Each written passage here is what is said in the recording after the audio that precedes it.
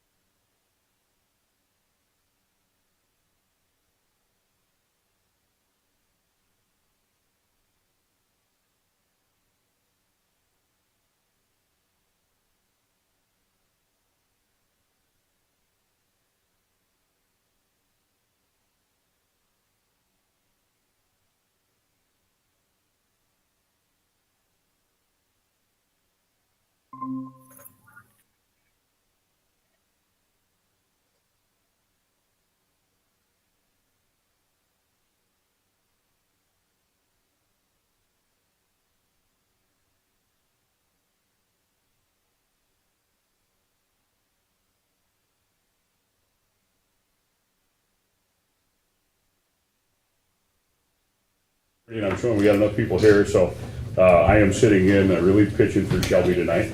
Like last time, I'll tell the same joke I told last time. The first time I chaired a meeting, Ryan Sheik said tongue-in-cheek that he thought he was listening to an auctioneer, which I took to mean I was maybe going a little fast. So we don't want to go too fast, we don't want to go too slow. So speed me up, hit the brakes as needed, but we'll call the meeting to order and we'll start with a roll call. Mike Flint, I'm here. William Beck, Here. Colleen Rottenbach, here. Shelby Poole, Carly Sherrill, here. Jolene Squirtle, here. Joe Valentine. Here. Perfect. All right, just under the wire. Carly, we've got you on tap to read our mission and vision tonight. The mission of WLA is to utilize leadership-based programs and strategies grounded in research, combined with the demonstrated success of core knowledge curriculum as a basis of a rigorous overall educational program that builds strong skills in math, reading, literature, writing, music, science, and technology. The vision of WLA is to be a school where students and graduates become exceptional leaders and are prepared to take on the academic and leadership challenges they will face in high school and beyond. Great, thank you. Item 3 is approval of the September board meeting agenda. We can entertain discussion, also entertain a motion. Motion to approve. Is there a second? Second. Okay, all in favor? Aye. Any opposed? Okay, carries. Any conflict of interest declarations tonight? My sense probably no, but we'll bring it up to do it, okay? And we've got some guests with us tonight. Are there any public comments? Do we have one? Yes.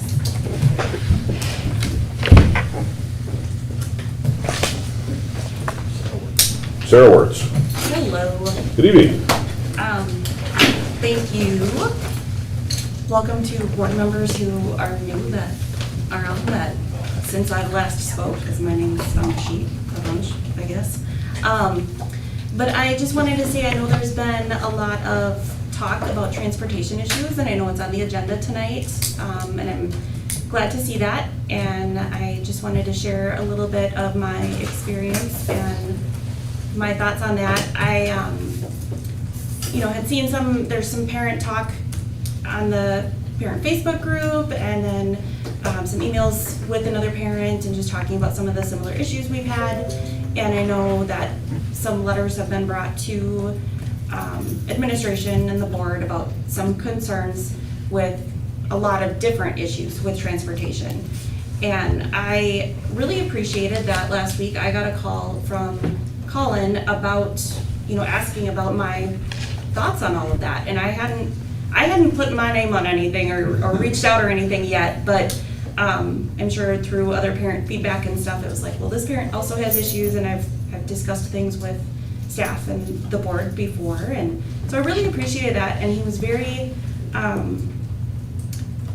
thoughtful with his questions and with my responses, and it was a good discussion. It was a good dialogue about where our issues are, and I think the way that it was so proactive to me was really appreciated, and it showed maybe a difference in how things have been in the past of, rather than issues getting really, really big and then we're reacting to it, or, I've never really been approached like that to get my take on something and, asked about what my concerns were. So that I really appreciated that, and it told me that, okay, you guys are taking this seriously and you're really working on it and trying to figure out where all the problems are, where the solutions could be, and all of those things. So that's awesome. I had brought some concerns when the bus contract was renewed in the spring, and I hadn't been able to be at the meeting, so I had emailed Shelby, and she had asked some of them for me, which I appreciated. But I understand that Monarch is our bus company, is our only one.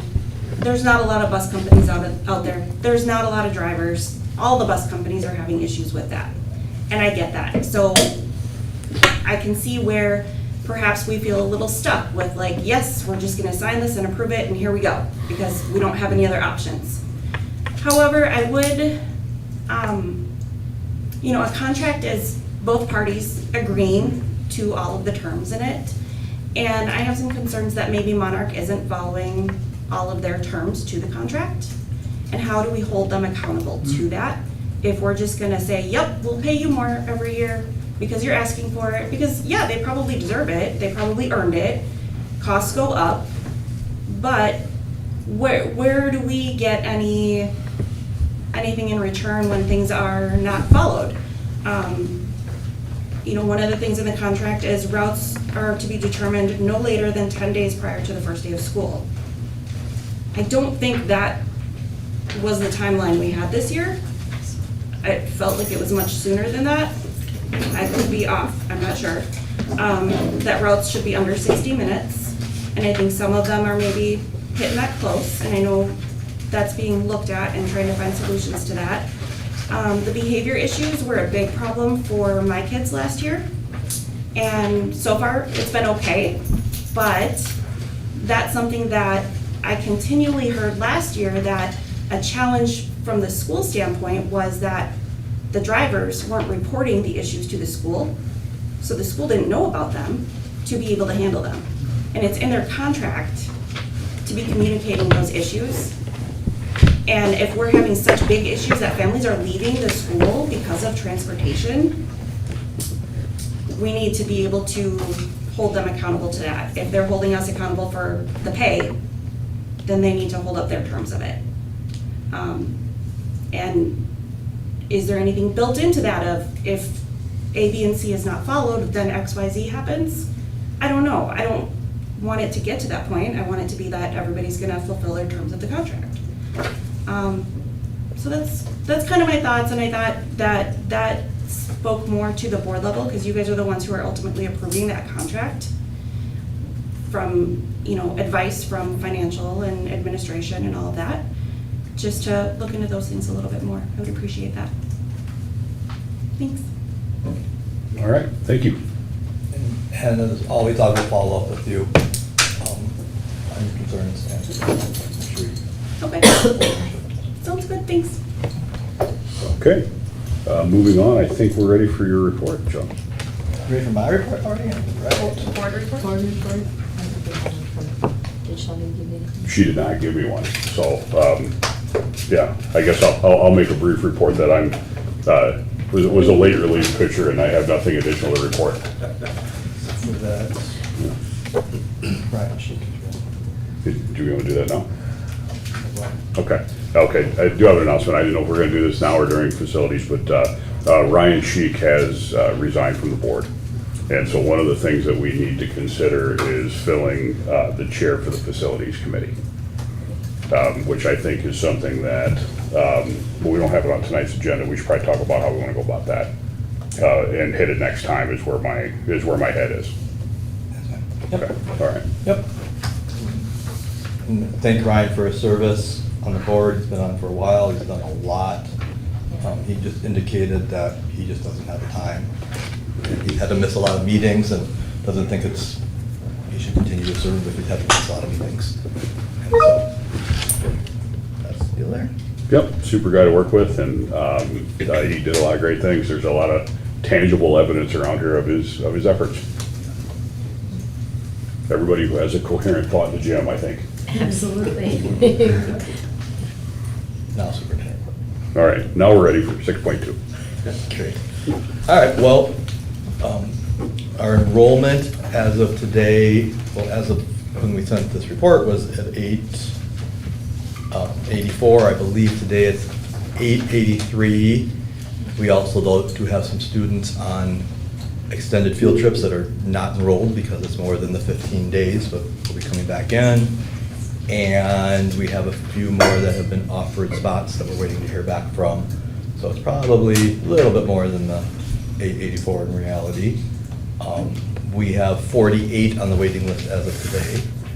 Of course, the issue is that the waiting list is really largest. I mean, 30 of the 48 are at 7th and 8th grade, where we are full.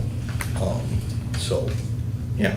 So, but that is, again, our budgeted enrollment was 847 in our preliminary budget, so significantly above our preliminary budget projections, and that has led to some challenges and some opportunities as well. In instructional leadership, all of our K-6 homeroom teachers, all special education teachers, and English learner teachers, as well as English language arts and secondary, have begun their letters training. Letters is one of the 3 options the state provided for as part of the READ Act for teachers, that is training staff in really what they call the science of reading is the big term these days, but it's what best practices based on research is showing in terms of students' growth in reading. And so the state has completely paid for this. They've given us a little bit of money to compensate teachers for some of their extra time. We've been able to build most of the training into our school day. There's certainly some work outside of the school that they need to do, but not necessarily the meetings outside of the school day. And so that's begun, and we anticipate that, based on my experience and teachers that have gone through it that I've worked with before and what they report back, and what I've seen, I think we'll see some real benefits from that in the coming years. So that is going on. We've also scheduled the Core Knowledge Foundation to visit our school on November 20th and 21st for a diagnostic visit. So what this is, we're not ready for them to come in and evaluate and say, are you going to be a school of distinction yet?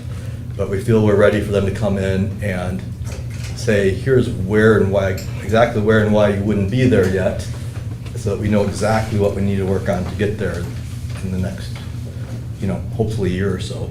Although that timeline might be more clear after we get their report. But we've taken that next step in terms of moving toward school of distinction status. And is that, the diagnostic site visit, is that pretty typical of people's pathway towards the Yes. school of distinction? Yes, it's actually required. Okay. To do at some point. They know that nobody would ever. No, it would just. Actually, I don't know if it's required. I shouldn't say that. Okay. I know it's highly recommended at least. I'm not sure if it's required or not. Sure, because it would be hard to get the certification without the feedback in the middle. Exactly. Okay, fair enough. And right now, they're down to, I can't remember if it was 7 or 9 schools that are schools of distinction, that are Cornell schools of distinction. If I'm remembering correct, it was 9, and then 2 lost their status, and it's down to 7. So there are just 7 other schools in the country that are schools of distinction for core knowledge. I visited one in May to really try and get a view. The one that a number of staff members years ago here at WLA visited, Liberty Common in Fort Collins, Colorado. We did some research and identified where other pieces are. There's one in Omaha, the closest one to us, and then there's others in Arizona and California and Virginia, I believe, are the only other states that have them. So we may need to take a look at some other ones. We know that looking at things, one of the things we need to do is we need to have our administrative team, myself, our principals, really have some training, see other sites, go to conferences, do some things to show core knowledge foundation that we're experts in what it means to be a core knowledge school. And so that's something we'll need to work into our plans over the next year or two, of how we're gonna develop that expertise with our whole leadership team. Because it was definitely one, when we did the self-reflection, definitely one area we are short right now. In terms of financial management, things are looking good. It makes things, the increased enrollment certainly helps make things, you know, give a little cushion in terms of meeting our budget expectations. There are some added expenses that come on in some areas we're finding we're a little short-staffed around lunches and maintenance and some different places that will need to add some expenses to our budget, but they're more than covered by the increased enrollment and are reflected in what we call the working budget that we have. All of our positions right now that are currently open are filled.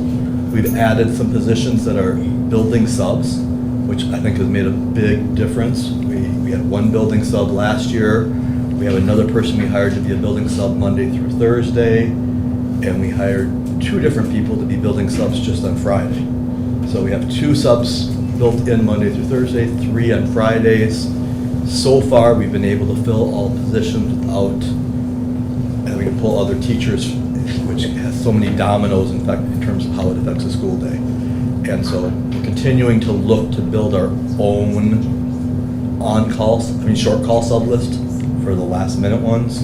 We have positions posted around that to try and build our own list, because teachers on call who we've used in the past has expanded where they're really doing all the service for a number of big school districts, and it's making it so that a charter school like us is going to be last priority and normally hard to get subs through them. So we're having to get creative. Provision for safe learning environment. One of the things that I've committed to focusing on is working on our plans to deal with challenging behavior. We'll, in a future board meeting, present some data and some explanation of what we've been doing, but we have made some revisions, created some focus, and are having some success, we believe, at making some progress in that area. And then communication management. The big thing that's new is we've launched the Parent Square. We have all but one family has a parent who's connected through Parent Square right now in our school, 99.9%. So, which means that they're getting messages when they're sent to the whole school, either on the app, in an email, or in a text message, depending on what choices they've made. And so it's really, I think, made our communications much more efficient.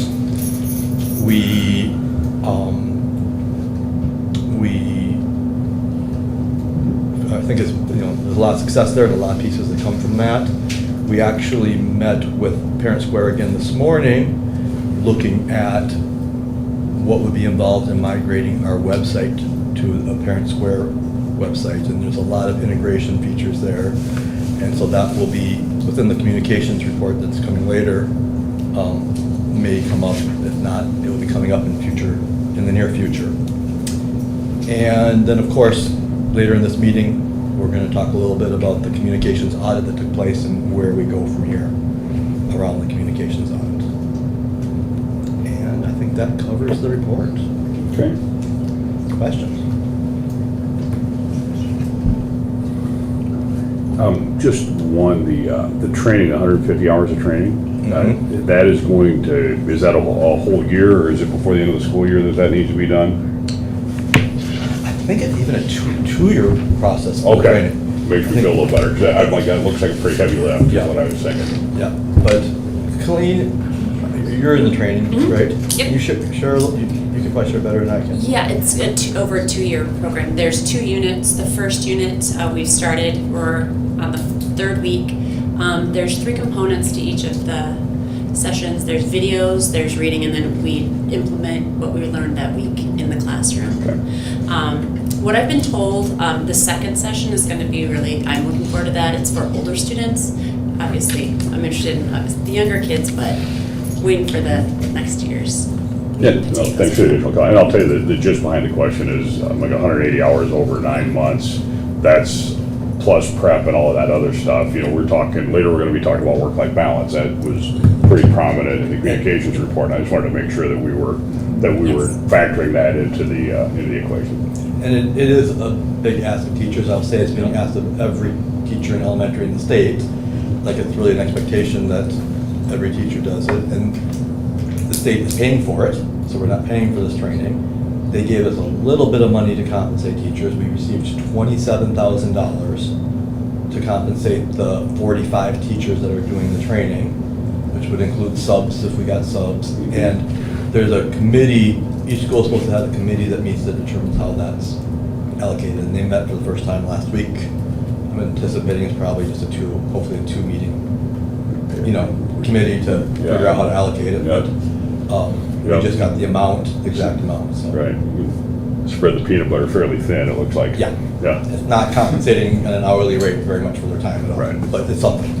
No, but, and I appreciate the teachers being willing to put time into it. That's why I asked the question, so. Thank you. Okay. All right, we ready to go to 6.3, finance? Sure.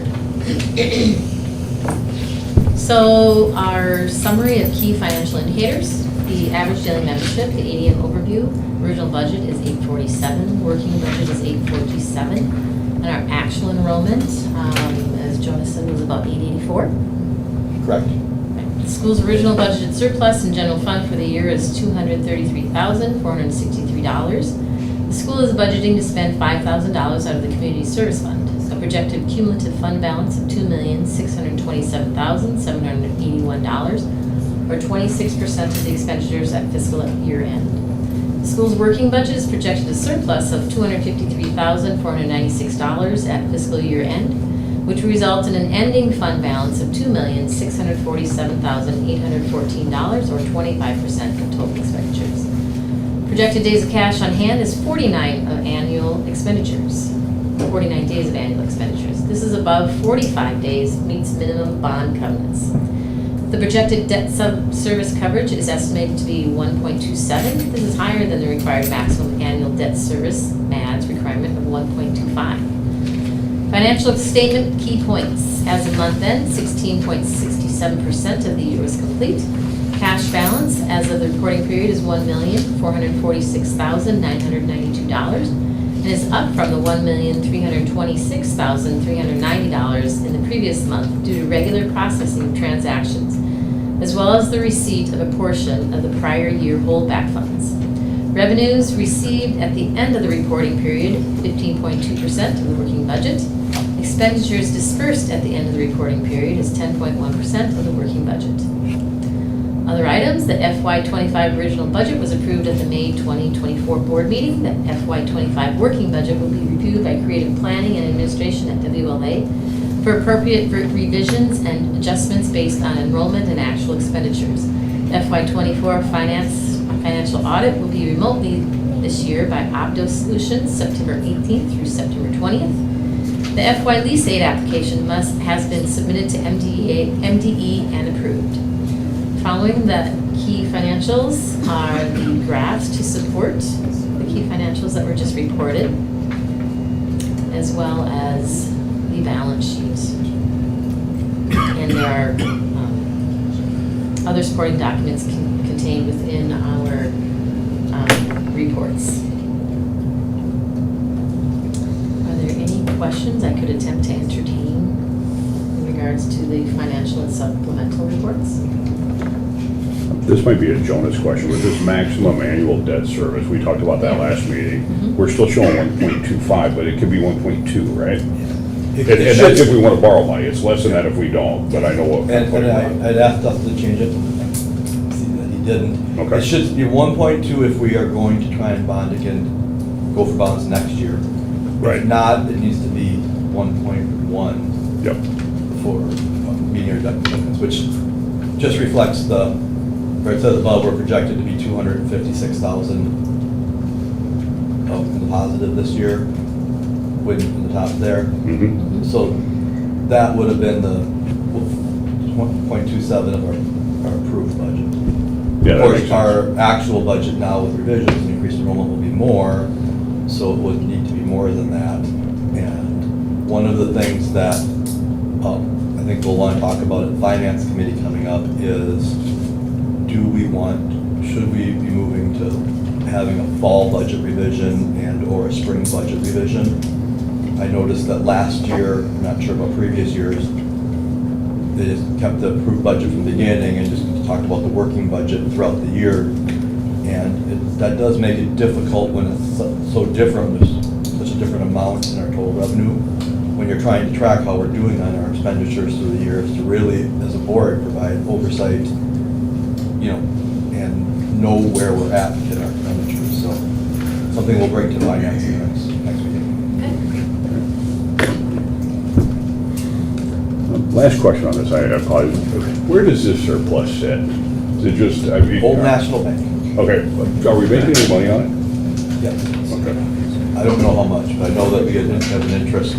Yeah, that's right, because now the interest rate climate is improving for borrowing, degrading some for saving. Yep. But there's some, well, Joel knows more about this than I do, there's probably some decent things you can do if you just have to have it sit in reserve. So I'm sure we're already doing it, it just occurred to me to be curious about it. And the reality is that the amount in the bank has to increase every year because we're required with our bonds to have more revenue than expense every year. Right. So we can never really spend the money once it's there at the end of a year. Well, no, it's just Until 35 years, until our bonds are paid off. no doubt, but the point is, it's one thing not to be able to spend it, it's another thing to have it be an Right. appreciating asset. No, Yeah. no, but the point is that there's even more reason because there's always going to be a good chunk there. Exactly. All right, perfect, thank you. Okay, so are we, any other questions? So are we ready for 6.4.1 to entertain a motion to approve the August financials? Yep, can I do the committee minutes first? Sure. Great, thank you. The Finance Committee met Wednesday, September 11th for our annual meeting at 4:30 PM. It was a virtual meeting. During this meeting, we welcomed another member to our group, Nicole Link, who is in charge of dispersing the funds at WLA during our group. And Jonas actually reviewed the financial statements for us and talked to us about those in depth as Dustin could not be there. And we tabled the discussion on the HVAC for this meeting.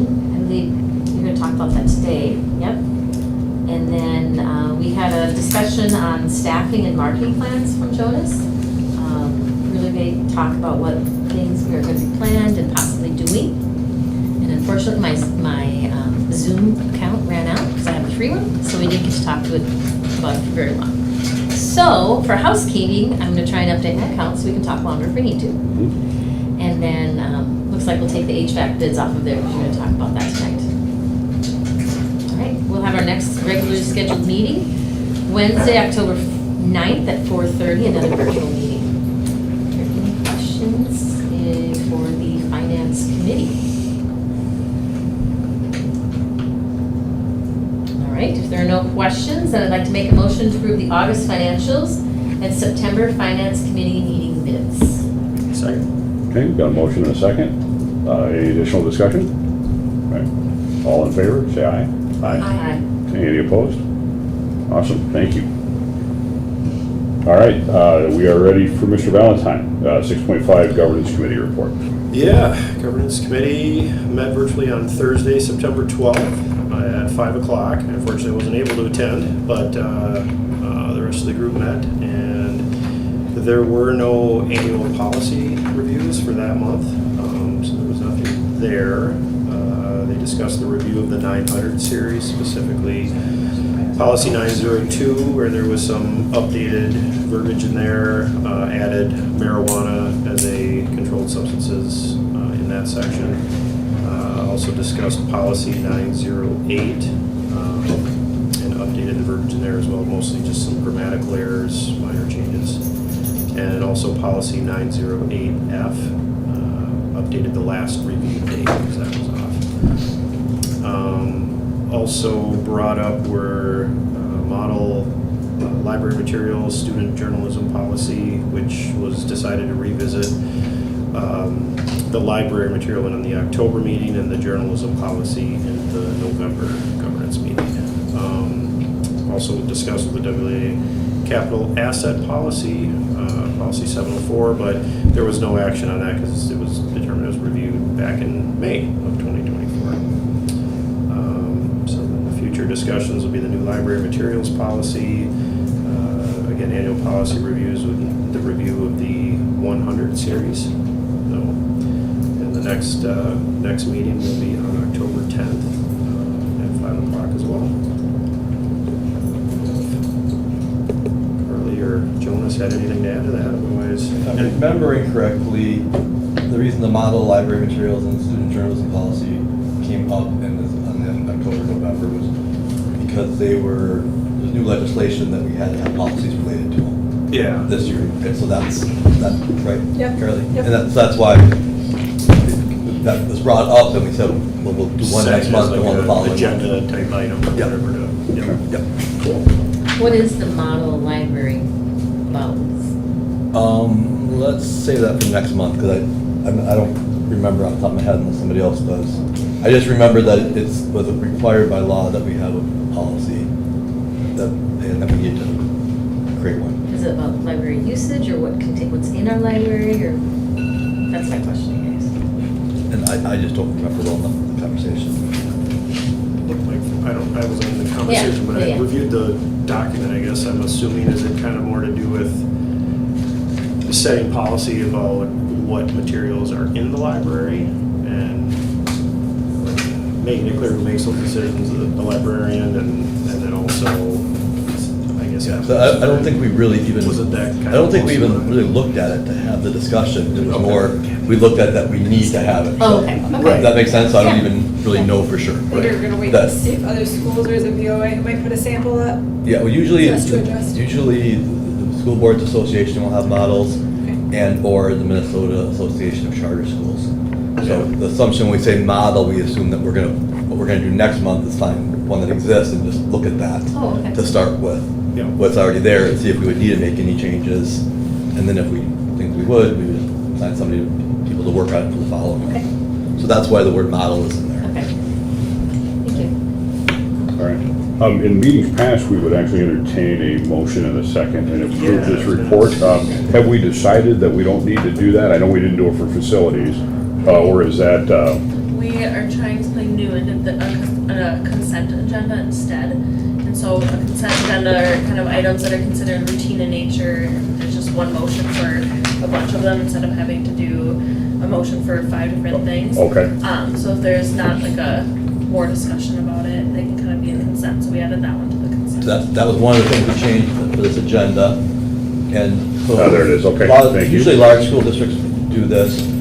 The BOA wants us to have the finance stuff separate and approve that separate and have discussion each month, which is why the finance report is not in the consent agenda. Yeah, no, and I have no objection to it. I was just making sure I was doing it right. Okay. No, but I was gonna explain, but then the thing with this is that any board member, so like you'll read about the consent agenda, that any board member who wants to have discussion about an item, can say I would move to have item 7 point whatever removed from the consent agenda for discussion before we vote separately.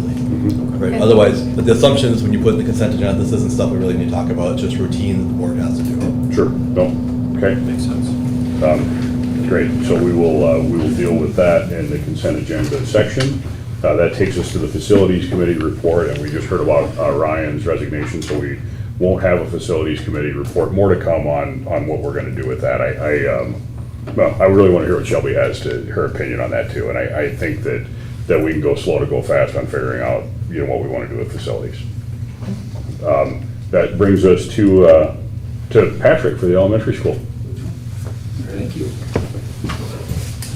Good evening. Oh, and I would like to just introduce too, why this is new, also having the principal report. So a lot of times in school districts or bigger systems where you have multiple schools, they'll have each of the principals do a report, typically in districts that have one elementary and one high school or one of each. I thought that was a little bit much to have 3 different reports each month from our 3 different principals, but we talked about having one each meeting. So elementary this month, then maybe middle school, high school next month, and then facilities operations the next month, and rotate with the brief presentation. We can do that any way we want, but there's certainly some things that are at the. So we'll get on a quarterly rhythm with each of these Yes. leaders then. So we're taking- so it doesn't add too much time to our meetings, but we can have the principals involved. Yeah. Yes, Carly. Did you say we were gonna get an HVAC? Was Ben gonna speak on HVAC today?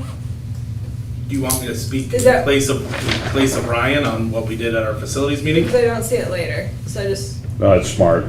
whenever you I want. can give a brief update, if Mr. Exner's okay. Absolutely. Yeah, thank you, good idea. You want me to? Yeah, Okay. dive in. Alright, so, facilities meeting did a couple things, one of which was talking about HVAC bids. Our current agreement with St. Cloud Refrigeration ends on October 31st.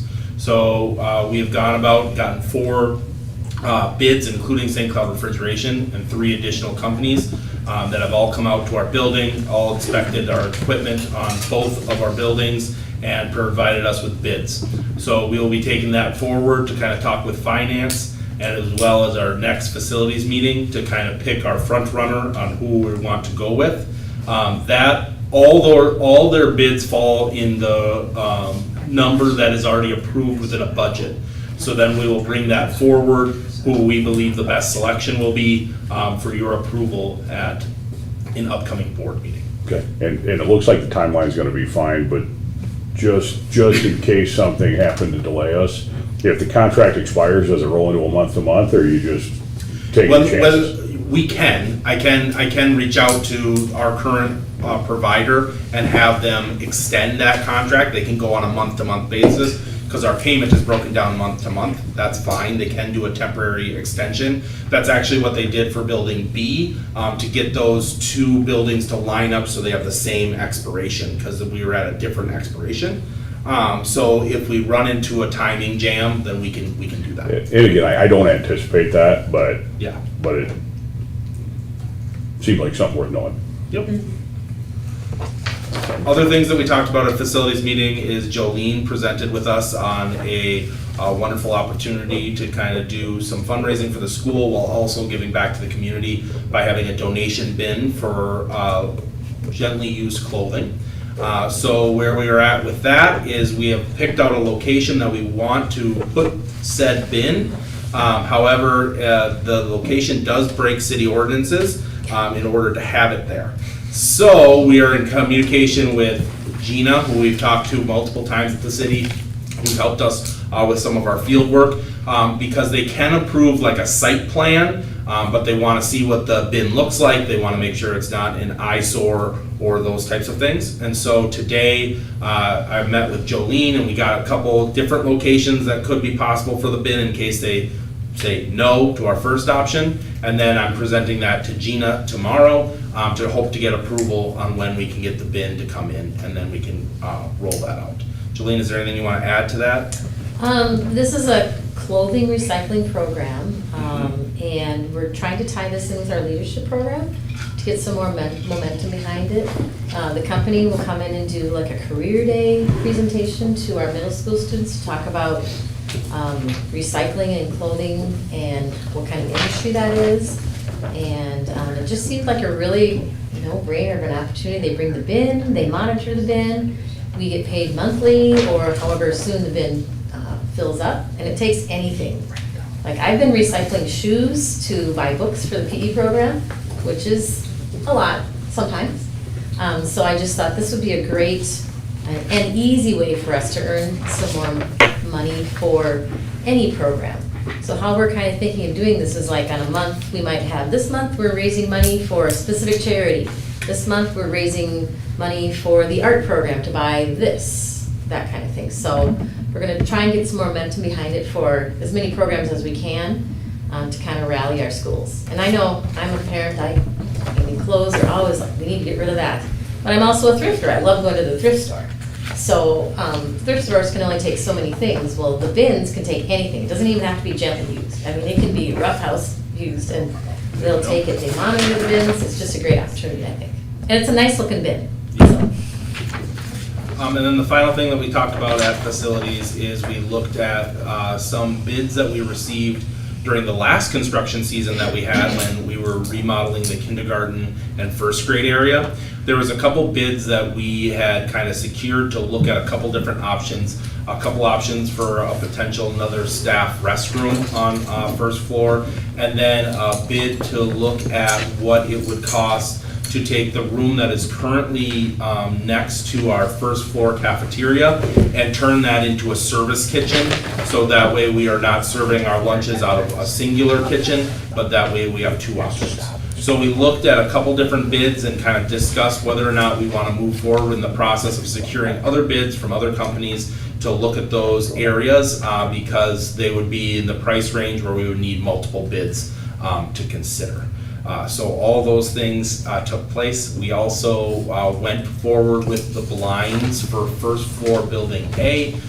If you look in this building and building B, we have these beautiful blinds that, or shades that are secured to our wall. And as we went through the construction down on 1A, now we have the younger students down there with the old blinds. So we went forward, and that company who did the blinds in this building came out and we're moving forward with that project. So those should be up and operational hopefully by the end of November is kind of their timeline for that. So that was all the stuff for the impromptu facilities. Hope I did an okay job. Great job. And Mr. Exner? Well, actually, Mr. Exner, we're gonna ask you to hold off a minute. All right. And, Hold again, because,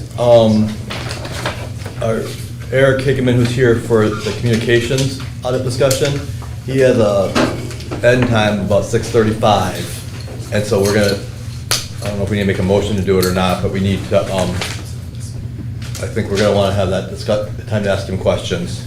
And then we'll get back to Mr. Exner and consent agenda and everything.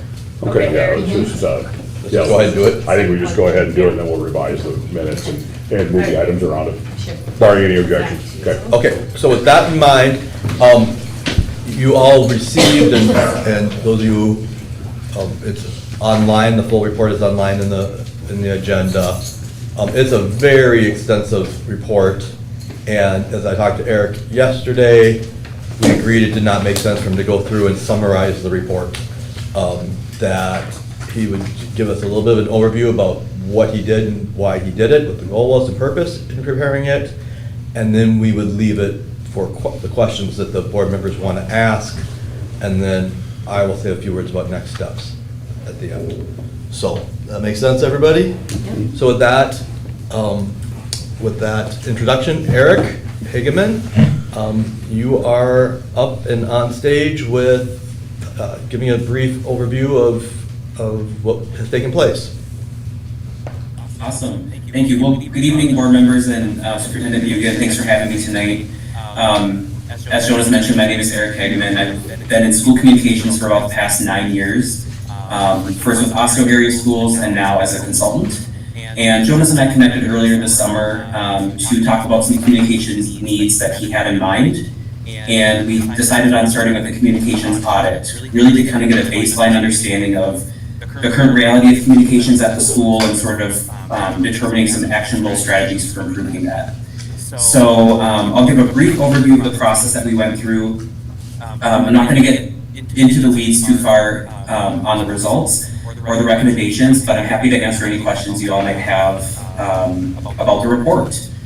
So, like Jonas mentioned, this communications audit happened over the past month or 5 weeks, and we kind of took a three-pronged approach to it. So we wanted to get a really holistic view of the state of communications at the school.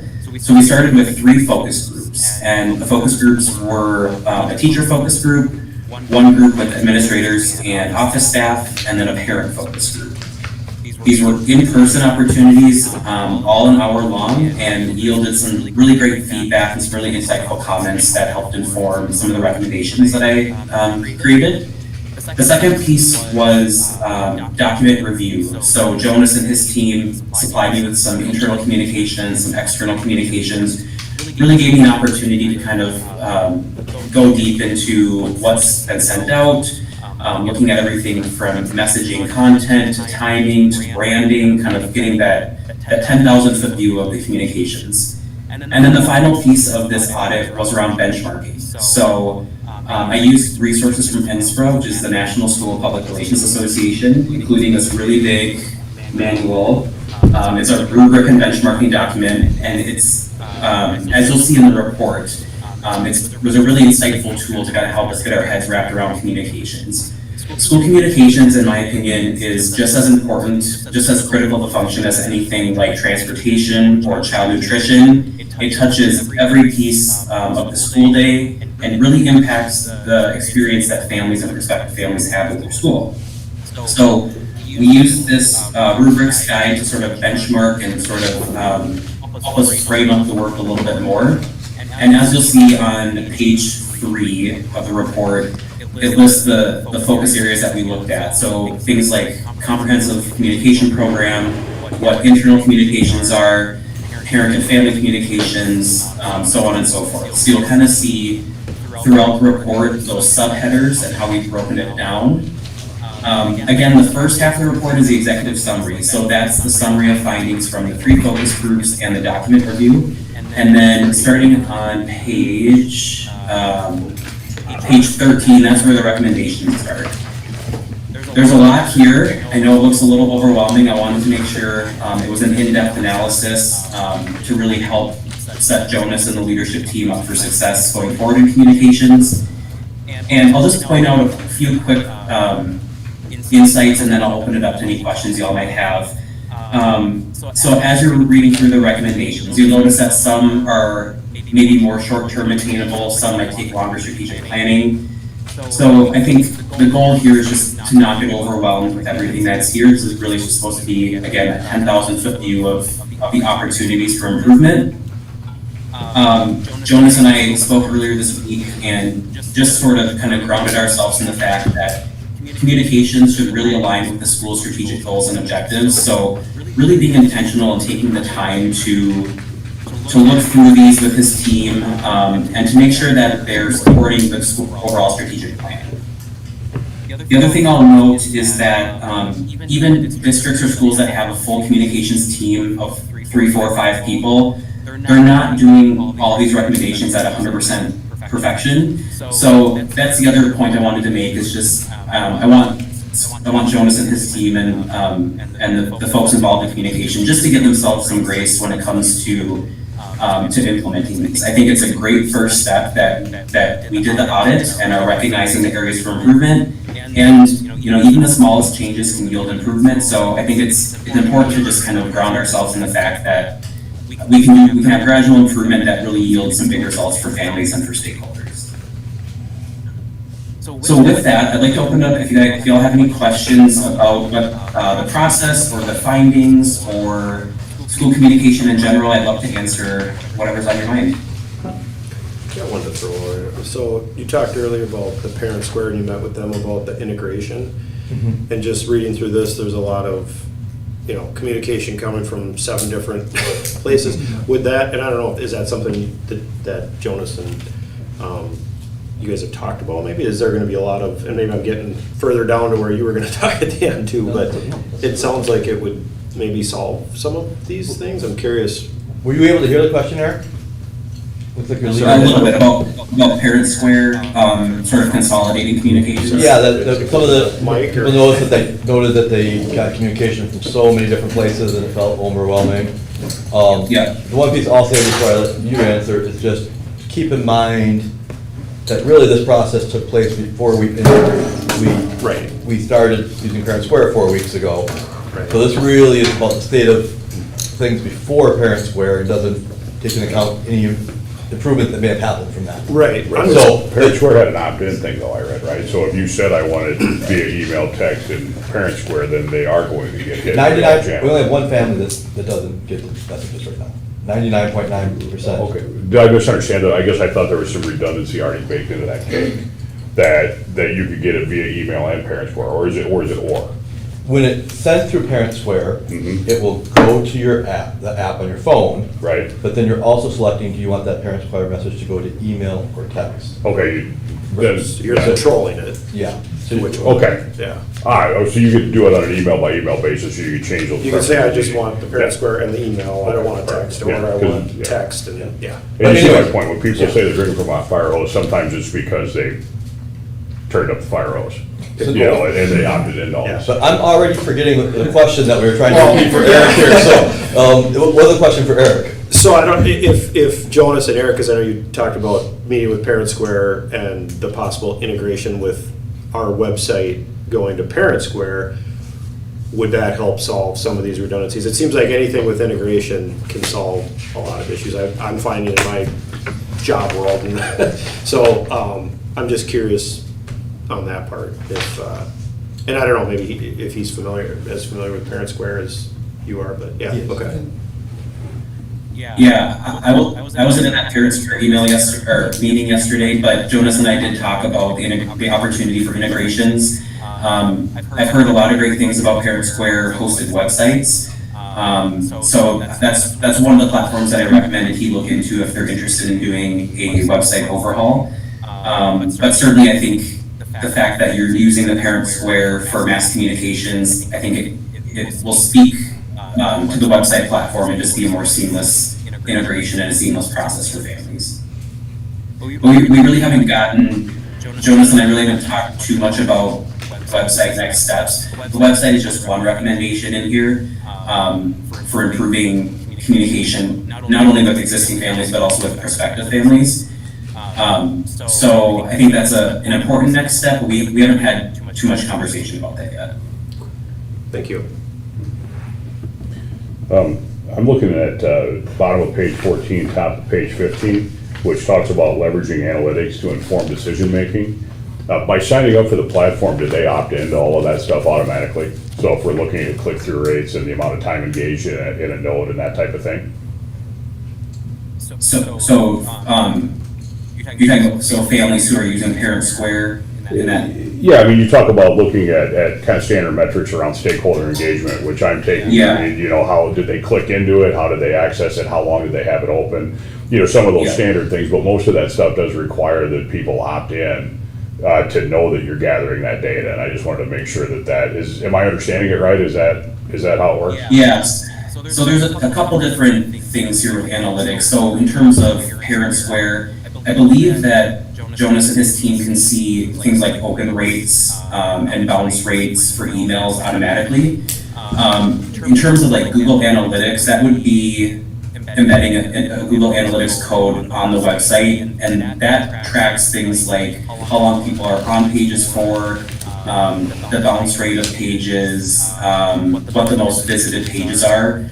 So when we talk about Google Analytics, it's really more, that data can help inform what a new and improved website might look like. So maybe if we see that the number one most visited page on the website is the lunch menu, then we're talking about on the new site, how do we strategize and make that more visible and more available to families? So I think there's kind of a couple different parts of analytics. Some are certainly built in the Parent Square reporting. Same thing with Facebook. You'll get analytics around the times of days your followers are most active.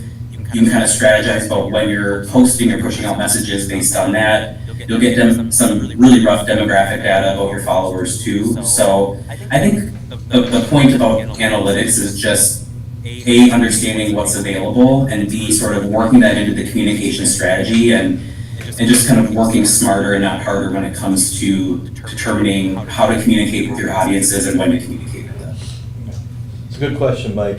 I would say I have been looked at a little bit at the analytics in Parent Square with Nicole Link, and what I've seen that we can see is not how long people have been on or any of those, but we can see if it's been viewed. See if it's open, okay. So we know how many have been delivered and how many have been viewed, and not necessarily by who. Okay. At least what I've seen so far. There may be capability I don't know, but that's what I know. But I think the other thing that what you guys are talking about right now with the website is one of the discussions that needs to follow as we think about our website is what is the purpose of our website. If our Parent Square is really able to serve all of the functions that our website was serving in terms of communicating with families, in terms of calendars and notifications and information, then, you know, other than maybe policies and a few big broad things, it may be that our website is more designed for external and for prospective families than it is for the use within. And one of the things we need to figure out is Parent Square doing all of the things well as well or better than the website did as a place for families. I think if it is, then that changes what our focus is or what we're trying to accomplish with our website as opposed to Parent Square. And so that's something that we'll want to, I think, evaluate in the process. Yeah, I think the website is such a unique opportunity because, of course, current families are still going to visit the website for things like Jonas mentioned, like policies, to read news articles, to get the lunch menu. But then you have this whole other sort of sector of people that if you have an enrollment marketing strategy that you want to try and reach. So showcasing things like the opportunities available to students at the school, the support available, really, shouting your brand and your mission from the rooftops. So it's a bit of an interesting dichotomy around, you want your website to certainly serve the needs of current families, but really the primary audience is prospective families, because that's how you are building your enrollment and kind of building your brand and your reputation.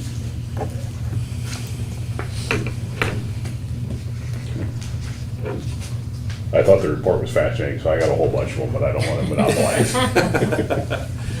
Eric got about 10 minutes tops, so. Well, and I don't want to misuse that either, but if we got him for another 10, I want to at least use 5 of it if you don't mind. On bottom of page 15, develop customer service norms.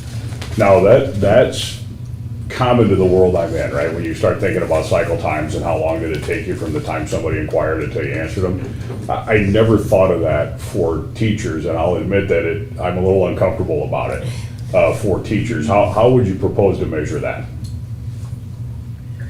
So when we talk about customer service in school districts, it really again goes down to aligning this with your strategic plan and your goals. So we know that employees of a school district, so not only front office staff, but of course teachers and leaders as well, that's the district's biggest brand ambassadors. I mean, that's your opportunity to really build those relationships with people. So in this sense, customer service norms is really about, how, like it's mentioned here, are families being responsive when parents email them? How are they sort of managing that relationship?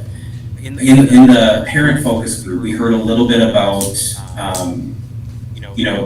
generally the sense is that teachers are responsive, but one parent mentioned that, I think in the case of a special education student, that she hadn't yet heard back from her child's teacher. So it's really sort of finding that middle ground of how can teachers be empowered, and what sort of processes can be put in place so that they feel supported, but also that they're delivering good customer service to families. Okay. And I think one thing that kind of was fascinating to me that I've been thinking about already, but maybe not in the same terms that you put it in the report here, was just talking about who owns and is responsible for different types of communication and different pieces. And you had some recommendations about who maybe should have access to all staff emails, and hearing from the families about the redundancy. It appears to me the culture is that a lot of the communication takes place through teachers at our school, probably disproportionately to other schools I've been in, which I think as a parent, I'd love to have more communication from teachers, but on the other hand, is the things that are coming from teachers, are some of them, should they be coming from principals or coming from me? And how are we avoiding having redundancy of messaging that parents start tuning out? And so I'll just give the example at the staff level.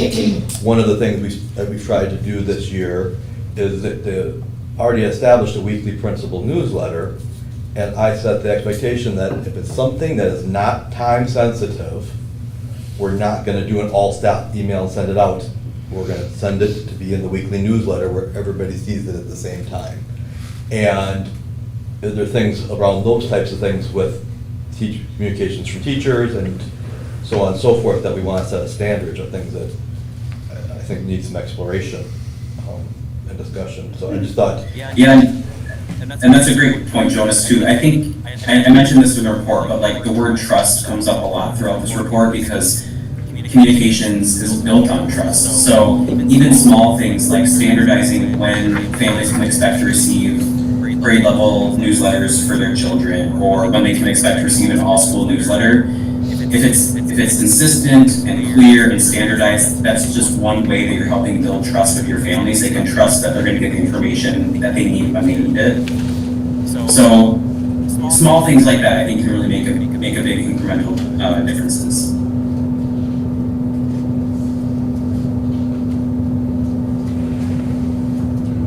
I think along those lines too, I was thinking about this, teachers communicating with parents. And a lot of times teachers are doing all the communicating with just the parents about what they're doing, but that communication isn't getting to the rest of us. So I'm a specialist teacher, so I don't always know when these special things are happening in the classroom or with those parents or what's going on there. So there's a disconnect there too with communication with teachers in the building, amongst teachers in the building. Very, very good point. And that reminds me too, I actually meant to kind of intro with this, but I mean, where this all came from, all this discussion came from was me meeting with teachers and families in the summer, and one of the couple common themes that came up that of things that we can work on in school was communication. It was a common theme with teachers and families. But yet when I would ask families for examples or ask teachers for examples, everybody was giving me completely different things, right? And everybody meant something completely different when they were talking about communication. And it felt so big to get your arms around, like, how are we gonna attack this? And we can make improvements here and here, and people are still not gonna see it here and here. And that's where I reached out to someone I'd worked with previously who did the communications for Osseo before Eric was there, and is now retired, and just said, hey, do you have any ideas for me or anybody I can talk to? Like, I just feel like we need some support with this to develop a plan. And she had referred to Eric, and Eric and I met, and all the different things he could do. Well, we need to start by figuring out what we need to do and how we get our arms around it. Now, the hard part is that, this has been really, really helpful to start that process, but the realization as well is that you got, however many findings here and 23 recommendations, it's like now it's still hard to get our arms around it, right? But at least we know what they are, and we can start to figure out how to chop down the tree and make a plan. And that's where I'm thinking as an administrative staff right now, we're still digesting this, and we're gonna need a few hour meeting just to start to make a plan. And it might, and then around the plan, it's like, well, what are our highest priorities? But not just what are our highest priorities, but there's also some things that maybe aren't the highest priorities, but they're things we can do really quickly and easily that we can get some victories too. So I was appreciative when Eric said to me, and I asked him to repeat that line about even districts that have whole communications departments are not doing all these things well. That, it's gonna be a process, and the expectation is that we'll be able to point to some things at the end of the school year and say we made progress here, here, and here, and here, and we still got this on the background in the, to plan and work on next year and the year after. But that's something that we can report to the board on in terms of where our progress is and where we're still, we're still on the back burner until we can really have a plan to do it. So I think that was helpful. It was helpful at least to see that I wasn't imagining it, that there's so many different components, and to at least give us not a roadmap, but the information we need to make a map to start working on it. So I appreciate it. Yeah, and Jonas, like you said, it's going to be a process that you align with your strategic plan. I think the goal of how I set this up is that things are sort of bucketed into different categories, so hopefully that helps make it a little bit more digestible.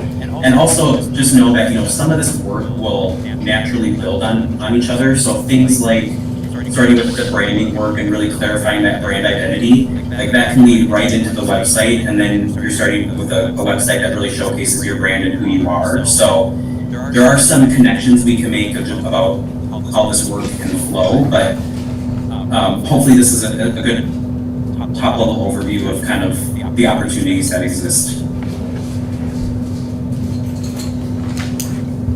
Okay. We've got about a minute. 2 minutes, yeah, if there's Anything else any you want final to get from questions? before we let them go? Thank you, Eric. Yeah, thank you. Appreciate your work. Thank you Appreciate very it. much. Yep. Yeah. Thank you all. Nice to see you. All right. And we will go back to 6.7. We're not gonna bump you this time. You probably started to feel like Matt Damon trying to get on Jimmy Kimmel or something. You're up. Good evening, board.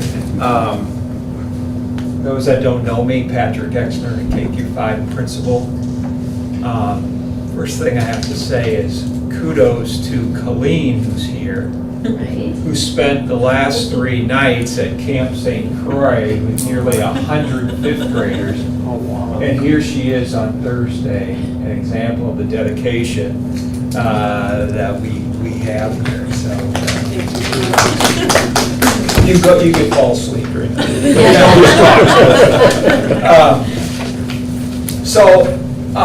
touching base on the first few weeks, we're 4 weeks in.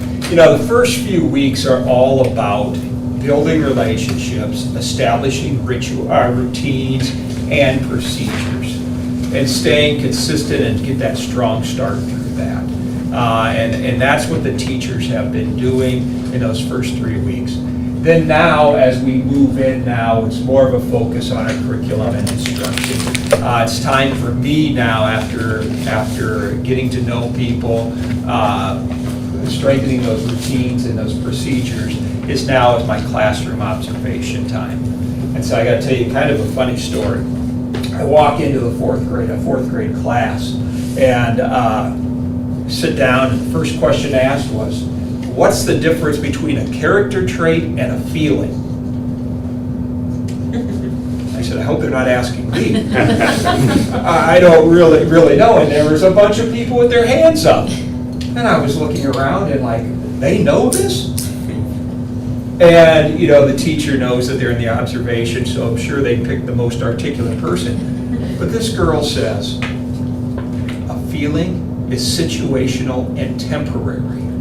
A character trait is who the person is. And I was like, that's fourth grade?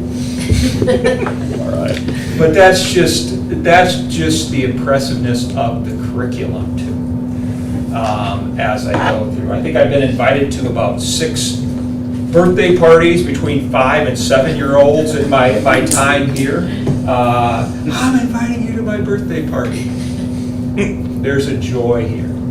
There's a community here that I'm seeing and feeling every day.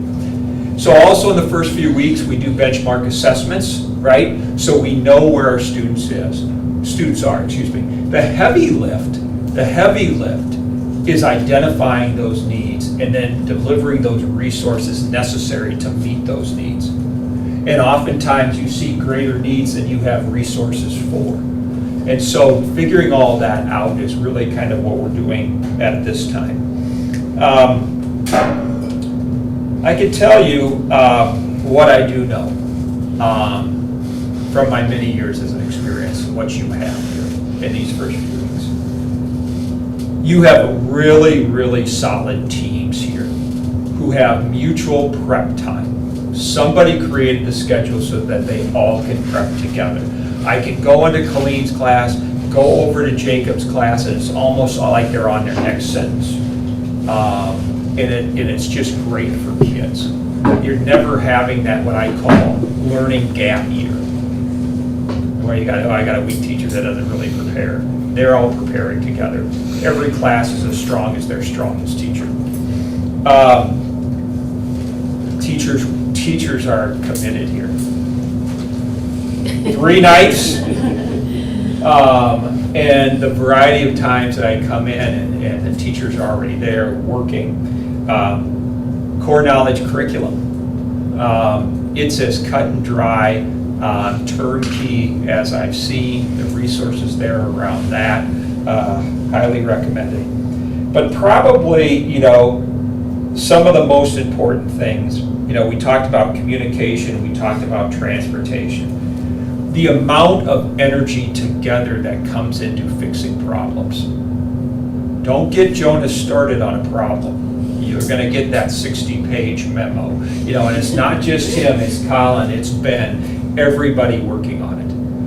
Driveline took a couple days, but Driveline is also one special thing that you have here. If you picked up your kids, parents, in the car, you see a caring adult, bring them to your car, open the door. It's a great time to check in as a principal and to touch base with that parent. I think I'll just stop there. As we progress, like I said, if there's one thing that really is working on is ensuring that the needs of every kid here are being met and what resources are necessary to continue that on. So, thank you all. Thank you. Yeah, thank you. And I just want to follow up what Patrick had to say. One of the things I've talked about back to when I interviewed for this position back in December, was it already? Was that I was projecting what I found to be true, that as the school grows, you know, things change. It's hard to keep up with your structures and systems and the way you do things. And so with a school of 400 or 500 students, my predecessor, I'm sure, was able to get up and give examples like Patrick gave of going into a classroom and what you hear, where the role, the size we're at right now, I mean, I'm trying to get into classrooms, and I do periodically get in, but not the same way that the principals do, and to be able to bring to the board a little bit of a feeling of the day-to-day in a way that, much as it kills me that I'm not, you know, because I certainly want to do those things, I think provides a good balance to our meetings that keeps them from being just, the idea that keeps them from being just the policy.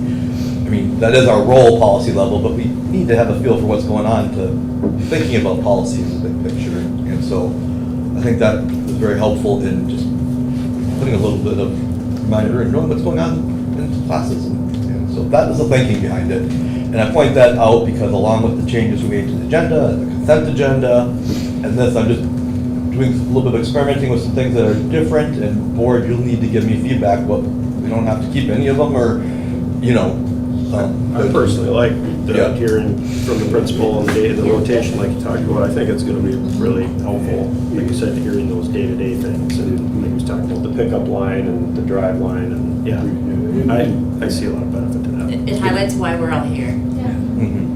Right, and to underline that, you know, by nature of the work that we have to do, we're gonna be strategic, we're gonna be pretty data-driven, but you gotta understand why. You know, and I like the stories, I think in terms of stories. You know, as far as, that helps me understand all the budget reports and all of that stuff, right? It's going so we can, you know, so we have committed educators teaching these kids. Yeah, I thought it was excellent. Okay. This is fun. We're all over the place tonight, but we're getting back on track, right? Yeah. So we're on to item 7, action consent agenda. And what I'm going to do is I'm going to read this stuff, and then everybody's going to have a chance to object if they want to. And then we'll pull items out for discussion. Otherwise, we're going to entertain a motion and approve them en masse.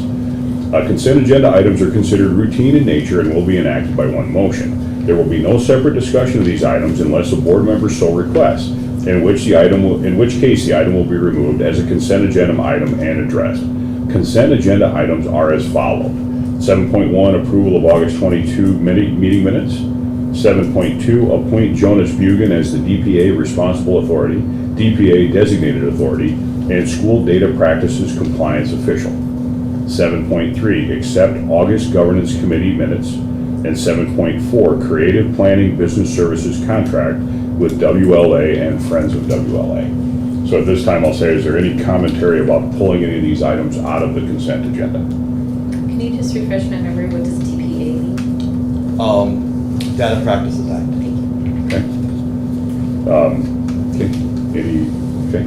Hearing no other comments, I would entertain a motion to approve the consent agenda item. I'll make a motion to approve the consent agenda items. We have a motion. Do I have a second? Second. Okay, all in favor? It'll actually be a roll call vote Oh, it does, okay. for the consent agenda. Yeah. Okay, so Mike Bullitt, Aye. William Beck, Aye. Colleen Lautenbach, Aye. Carly Sherrill, Julian Squirtle, Joe Bell. Aye. Okay, consent agenda passes.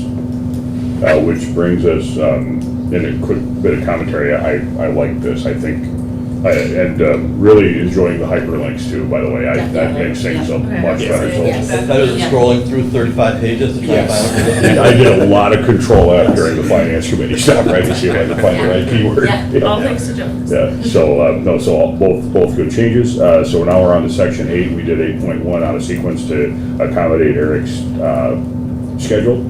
So that gives us to 8.2, adding a teacher board member. And there can be a little discussion about this. I think I'm gonna just send this around the horn.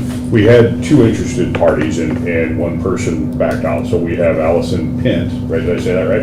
Okay. And a 3rd grade teacher, 19 years of experience, 2 years with WLA. And, there's a lot to be said for being willing to serve, so, and pardon my bad memory on the parliamentary procedure, but do we entertain a motion to just appoint her, or do we need to, or do we just do it? These are under discussion. Okay, Well, there's different ways you can set it up. right, And I actually think business item, I actually think we shouldn't say discussion here in future, we should just say board discussion items. Because business implies that we vote on it. yeah, business did imply to me that we had a decision to And make. so to me, you would have action items or things that we vote on, and then discussion items are things that we discuss. And to me, this was a thing we discussed, that we'd actually appoint her at the next meeting. She'd come and get have the training beforehand and the information before, and then we'd appoint her and see her at the next meeting. Okay, So I think as long as the board's agreeing right now, then the actual vote would be at the next meeting. fair enough. Okay. That brings us to 8.3, and you have a discussion around revisions to the school calendar. Yeah, so, and I just didn't want to go too far on working on this until I consult with the board.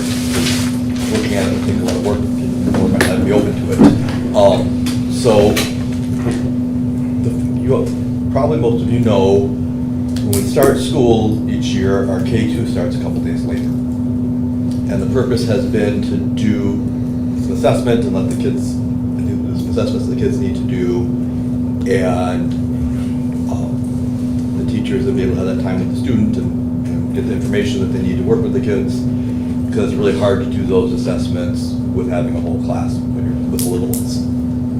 The assessments with the older children, the MAP assessment, is not a problem to do with everybody, right? You just put them on the computer and do it, and you don't need to do them one-on-one. Well, the change that we made this year as a school that's really tied into the letters training, the READ Act, and the training the teachers are going through in terms of working and developing reading, we are doing another assessment for everybody in K-5 called the DIBELS assessment. And the DIBELS, Dynamic Indicators of Basic, I had this down at one time, Dynamic Indicators of Basic Elementary Literacy Skills. Okay. We use acronyms. Basic. Because, Or yeah. basic early literacy. skills. Basic Early Literacy Skills, okay, close. We use acronyms because they promote clarity. Well, the reason I know that is because at my previous position, I was constantly misspelling DIBELS. Okay. And so my colleague made me memorize it. I kept saying, what does it stand for? What does it stand for? So that I could learn it. So I do not have a very good mind for acronyms, and I live in a world that's full of them, and they just drive me kind of batty. At any rate, so we did use the DIBELS at my previous school the last 2 years, 2 or 3 years. So I'm familiar with it, and we found a lot of value. This was decided to use it here before I came. It wasn't something that I brought or anything, but I have used it. And it aligns with all the letters and the training and the READ Act and everything. But it really more measures the student's ability to decode and how fast they can read and accurate they can read. Where the MAP really measures their comprehension. Do they understand what they're reading? So they're really giving 2 different pieces of information, but we got a lot. It was very helpful to understand, because a lot of times as a teacher, you would only know that the kid is at this level reading, but you don't know if it's because if they're not understanding because they can't decode, or because they're reading so slow that, they're spending so much energy decoding it that they're not able to comprehend, not because they wouldn't comprehend if they could read more fluently. You don't know the reason, and you really need both sets of data to really understand and be able to best tailor your instruction. The challenge with the DIBELS, and I found this everywhere, is it is very labor intensive. The teacher has to be one-on-one with the student. And students that are really proficient and read at a high level, it goes pretty quick, it maybe takes 7 minutes. But students that are behind, it keeps giving you more and more things to drill down, and it can take 20 minutes to do each one. And what's so hard as a teacher doing that is you're trying to do this one-on-one with the student while you have 22, 23 other students in the classroom. And how is that time in the classroom with the other students not become almost lost learning time, right? When you start adding it up. And so it seems to me that if we had a couple of days built into the calendar, because the dibbles need to be done 3 times a year. Beginning of the year, sometime in early winter, end of the year. If we were to build in days in the calendar like we have for K2, the teachers would be able to totally focus one-on-one with the student, do it more effectively, because even when they're doing the one-on-one and you have the 23 other kids, if something distracts you, it's going to impact the validity of your results. And so the thinking is that we'd be able to be much more successful getting validated teachers doing that. That yes, it would cost 2 days of instruction, but really probably doing this is costing 2 days of instruction anyways by the time you add it all up with the teachers doing it. And so I think it would make sense for us to at least K5 build 2 days in the calendar, one early winter, one in spring for family. But families would have to make appointments, come in on a work day to do it just like they do at the beginning of the school year. That's not the most convenient for some families to do. For it to be successful, it would mean having 2 less instructional days in our calendar. As a charter school, we are subject to the state provision of how many minutes of instruction we have, how many hours of instruction, but not the provision for how many days. So the state number is 165. At K2, where we take a couple days out at the beginning, we have 166. But we don't, so this would bring us to 164, but we're still well over what we need to be as a charter school. It's based on the number of hours, because our school day is longer a little bit than some schools. So I didn't want to go through the work of working with teachers and figuring out what days we would do and how it would look and what the logistics would be if the board thought, boy, changing the calendar and families to have to cover 2 more days of daycare at this point in the year doesn't make sense. I didn't even want to get the teachers' hopes up and get too far into the discussion without having this discussion here first. And whether it's still doing it for this year, or it's saying, well, we don't want to change the calendar that's already been distributed to families and we want to wait for next year to do it, I could be open to either one. Or as a board, you could tell me, no, we can't have any less days of instruction. I mean, that's, but it makes sense to me, and I think the value would outweigh the negatives with it, but I don't know how families would feel, and I don't know how board members would feel. Would it be practical to utilize subs to allow for these assessments? Well, You have to spread it out, I understand, because we have Yeah. a limited number of subs. I'm not sure how often we actually use them. It's challenging. The really tricky part about that is we plan to have subs those days, and then we have other staff members out, and the subs get pulled, and now we have to do another day. I mean, it's not, if we don't have it in the calendar, it's something that would be worth exploring to see if that can help. Certainly, I don't think it would be as efficient, but it wouldn't also put burden on families to have childcare too. So it's a good idea. It's a good idea. I'm not sure. I mean, subtime can be generally, if you look at all the research around that, the loss of learning, as good a job the subs can do is not the regular teachers, even if you get really good ones. And so you're still there. I still come down to, are we losing as much instruction? From an academic standpoint, I don't think it would make as much sense. From a supporting our family standpoint, their needs, that's, I think, where the balance comes down, in the family's needs. Is there any way to intertwine this with the conferences that we have, PM and AM conferences?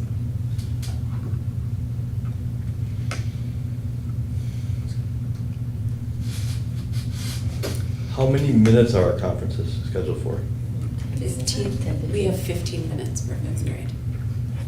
I mean, if we made our conferences 30 minutes, you know, so that they're bringing them in, but that's probably gonna involve having 30-minute conferences to get enough in, you're gonna probably have to reduce it, do more during the school day too. And I think the focus should be on that child, the student, that there'd be a lot of stress going on Back and with forth, yeah. conference, and the focus should be on the I mean, student. it's a good idea, it's a good idea. It is, yeah. Both are good suggestions, I'm not saying everything has positives and negatives. As a teacher, I'm like, that would be brilliant, that would be great, it'd be wonderful, but the effect it has on families is a huge component. I mean, as a parent, if they were doing that, as a parent and they're doing that in your school, how would you feel about that? I would do what I have to do for the success of my child. Like yesterday when we had when our fifth graders were picked up at 2:00 in the afternoon, everybody was there. Parents were like, yes, they'll do anything for the kids here. Yeah.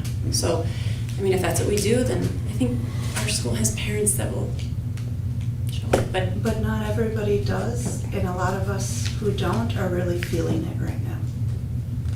And I will tell you, we have resources, my family does, but myself, I have medical conditions that make it difficult.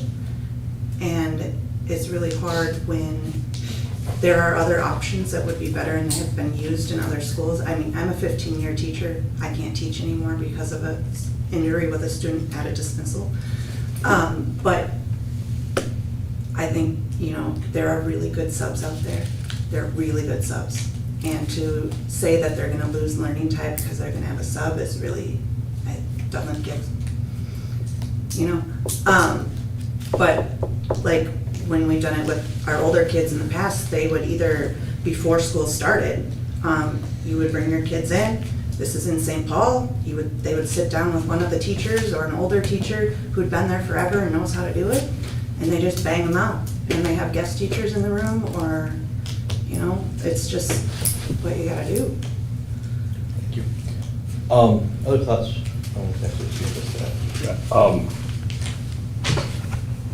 Yeah, I guess at this point, it's still a discussion item, right?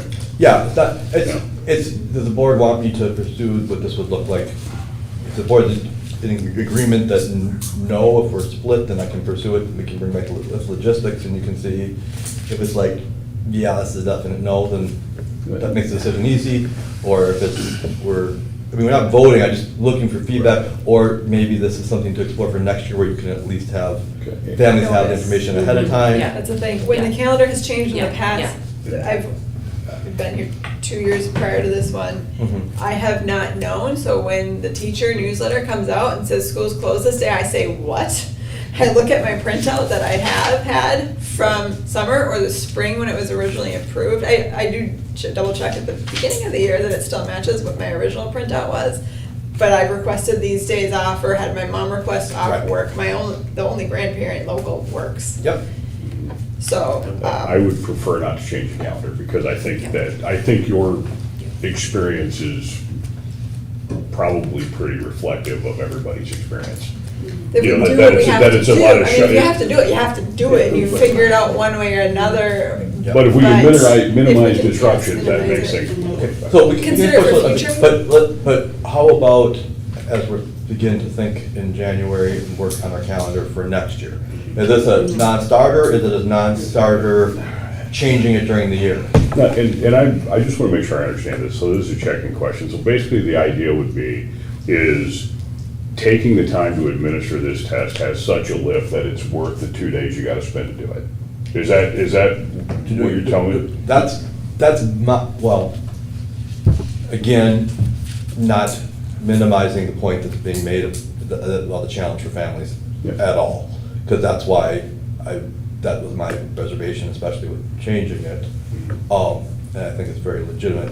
But having seen this in different schools in action and having done these assessments myself, like the teachers having such a hard time, I went and did them for teachers last year, like helped them finish myself. So I know how you have to give 100% focus, and for the kids that take time, it's a 20, 25-minute thing for each one.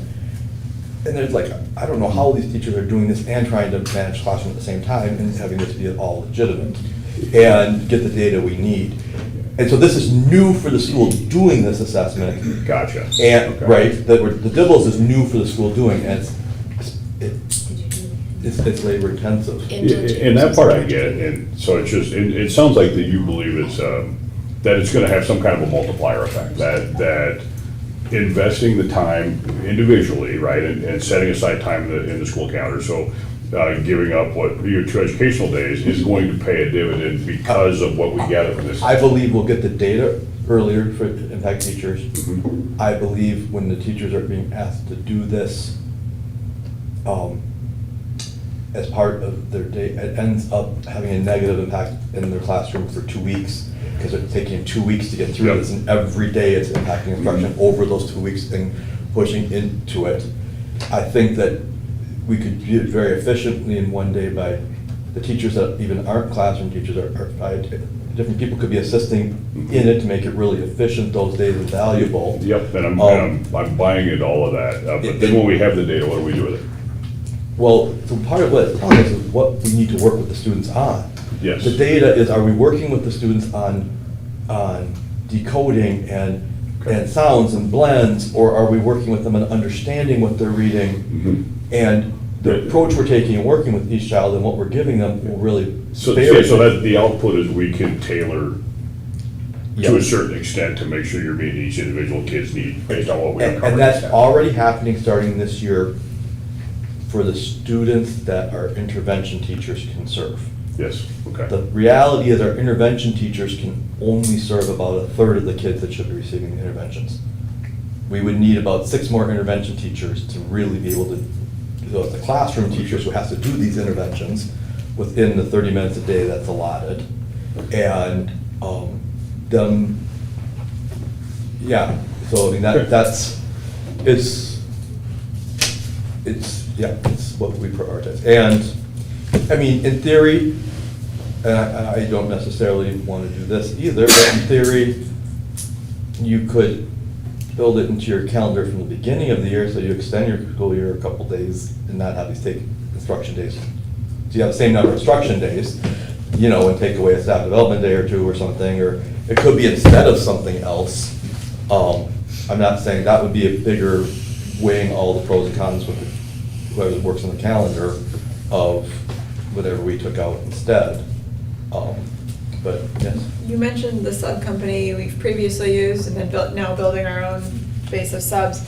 That company that we previously used, if we give them enough notice, are we more likely for We them can't to even fill get them to it? respond to our phone calls now. I'll say won't, okay. So it's not something that we can plan this far out for somebody and then use ours as We've last minute. concluded that Okay. they're doing There's so much with roads the big districts are beyond their capacity Okay. to serve already, that they're not even bothering with the little fish Okay. anymore.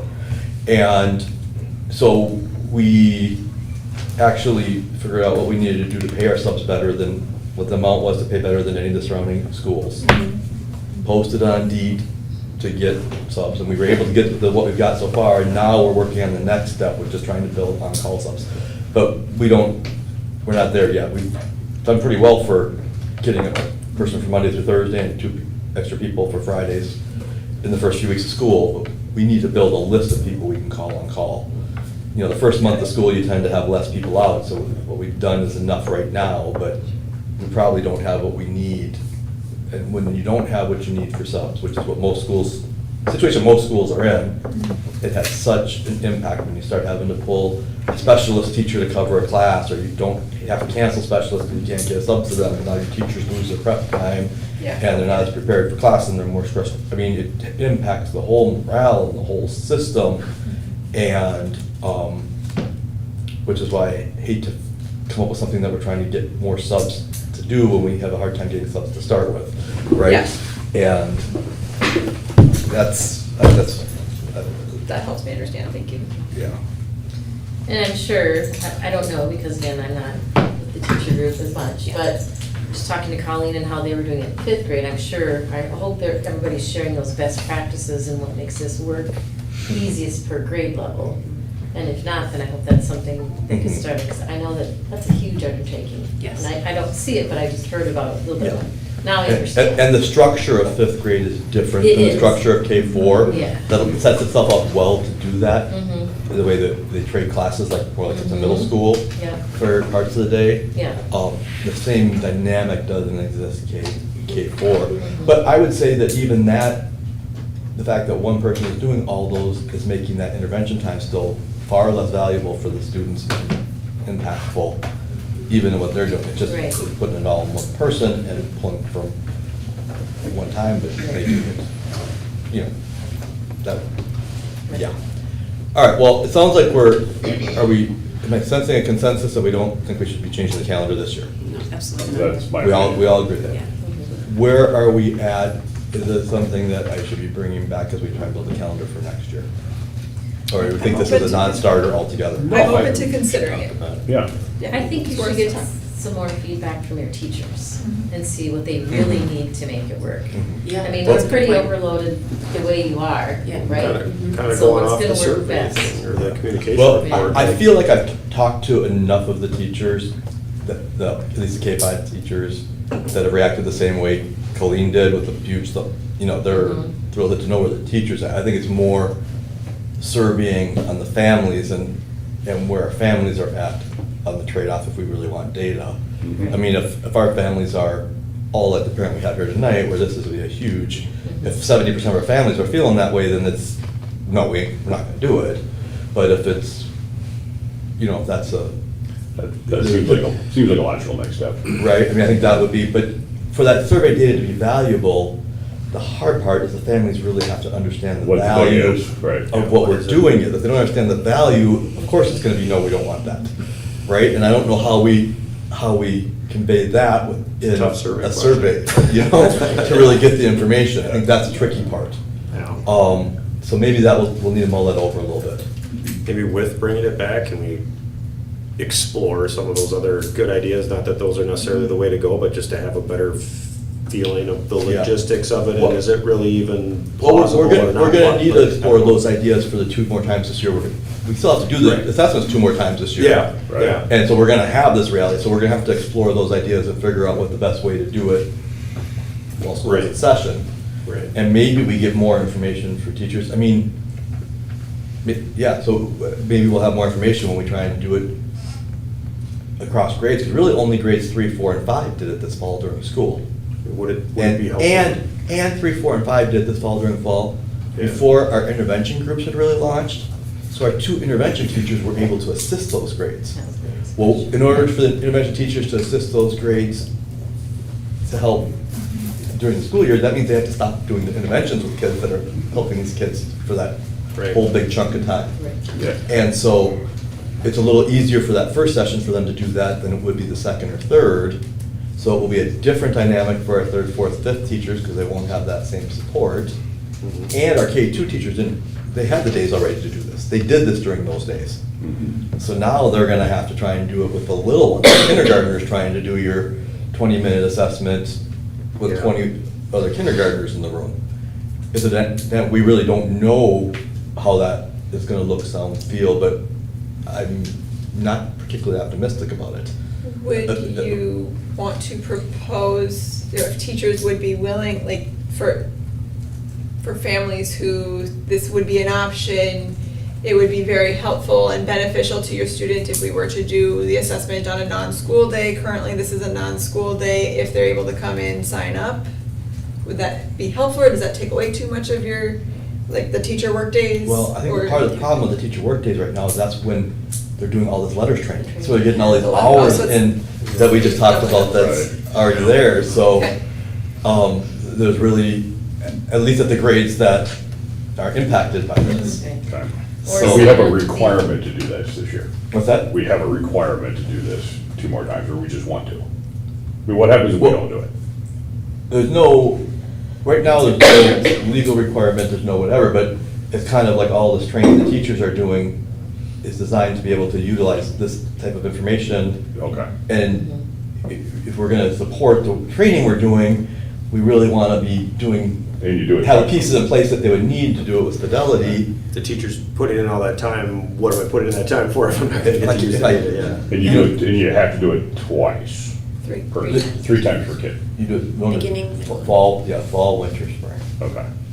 That's the norm. And then And for then students that are if you getting. don't do it 3 times, you don't have your data points where you. It's not like, Deadline. okay, it's not like the MAP assessment where we have it in our contract with VOA that we're gonna do the MAP assessment 3 times a year, we have to change the contract. Okay. I will say that for our younger grades, for grades K2, we may wanna make a proposal to VOA that we change our contract to doing the dibbles instead of the MAP for those grades. But we really need the MAP data also for grades 3, 5, because the MAP is what is predictive of how they're gonna do in the MCAs. Okay. The dibbles is a lagging like they're first gonna make their growth in dibbles, and then it's gonna be a while before they make their growth in comprehension after they do. So Sure. it can be a lagging indicator Okay. of where you're at. So it's tricky, they're asking a lot, but this is all the stuff that is in the READ Act and I will say that the research is pretty strong, the schools that do this stuff with fidelity get better reading growth rates. I mean, it's not like it's just some newfangled idea.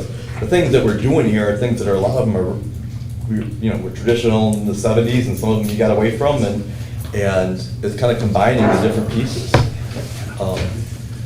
And maybe I missed this part, it's already sort of been done, but would it be helpful, and maybe part of it is coming from this communication report we got back, but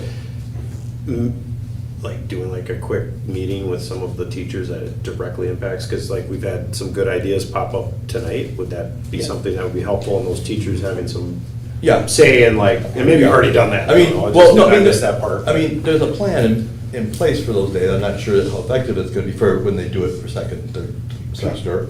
Right. But, yeah, no, we're gonna have to do Yeah. that and have some of those pieces happen and see what we can do. And I do think that will also help us have the information, like, better information about what the impacts of doing this across K-5 in winter and spring are like. We're projecting right now based on fall and what I've seen at previous school. But if we see that and then teachers are able to report and share, I think if we're asking families to figure out a way to cover that 2 more days a year, then we at least know and we have the information if we get to that point. Would it be, because you're considered, the original ask was to remove 2 from each second and third trimester. One from each. One from each. 2 more days in the year that are instructional days. So that instructional days, so Would would become for it K, be for K-5. reasonable for those days to design it that way, to remove those instructional days and have them be all-day assessment days, but those families who can't, or it would be really difficult for them to find alternative childcare, if those are non-instructional days, could the specialists or whomever, paras, be with those kids for the rest of the day? That's worth exploring. Okay. That's an interesting So that concept. it's not instructional and they're not doing their usual. The Right, buses will run anyways. Yeah. The buses will run anyways, because we'll run for 6, 9 those Still have to do days. food service, we can still have food service. Yep. Yeah, the question becomes, you plan this, do we end up with more kids than the people we have available can support? And it really depends on how many of the families would take advantage, Yeah. how it would work. Sure. So there'd be we could experiment with it. Family survey? I mean, Who would need this? I suspect if we really push that, please don't do this unless this is really something you need. Yeah. Don't do it just because it's convenient, or, it could work. It's not, let's mull that over, Okay. and we'll think about that. What did you do at your previous schools? Well, a couple things. Like I said, I was helping teachers with assessments. Our assistant principal was helping teachers with assessments. We had days where we canceled gym class and the gym teacher went and helped with this. And teachers didn't have preps because of it, and there was a lot of those pieces, and that was an area of frustration for teachers. It was definitely an area of, probably one of the highest areas of stress I heard from the teachers was around, especially the lower grades. especially the lower grades where, upper grades, there was some, or we have a program called Reading Plus, where all the kids could be working on Reading Plus independently while the teacher was doing the assessments, where you didn't have things where you could really, you can't get all your kindergartners and first graders working independently and give one student all your attention. It just doesn't, that's not as realistic as it is at third, fourth, and fifth grade. So, yeah, it was, we made it work, but it definitely cost a lot. I think it cost just as much instructional time if we had, or maybe more than if we had just not had school those 2 days by the time it was all said and done in terms of instructional value. And then you had different people doing it. There's huge value in the teacher doing it instead of somebody else doing it. Does it have to be their teacher or a teacher? I'm saying there's huge value in having the teacher, their homeroom teacher do it, because not only are you making sure it's done consistently amongst the kids, so the data is the same, but the teacher really is learning a lot in doing the assessment about the child and what they struggle with, and specifically what they don't. When they're able to see and watch a student do it, you really have a much better understanding. So there's value in that too that gets lost a little bit when somebody else does it for the teacher. And you want that same teacher to do it at the beginning, middle, and end. so Right. it's- To really show their growth, Yep. yeah. Okay. That same teacher to do it. So I think it's a big deal.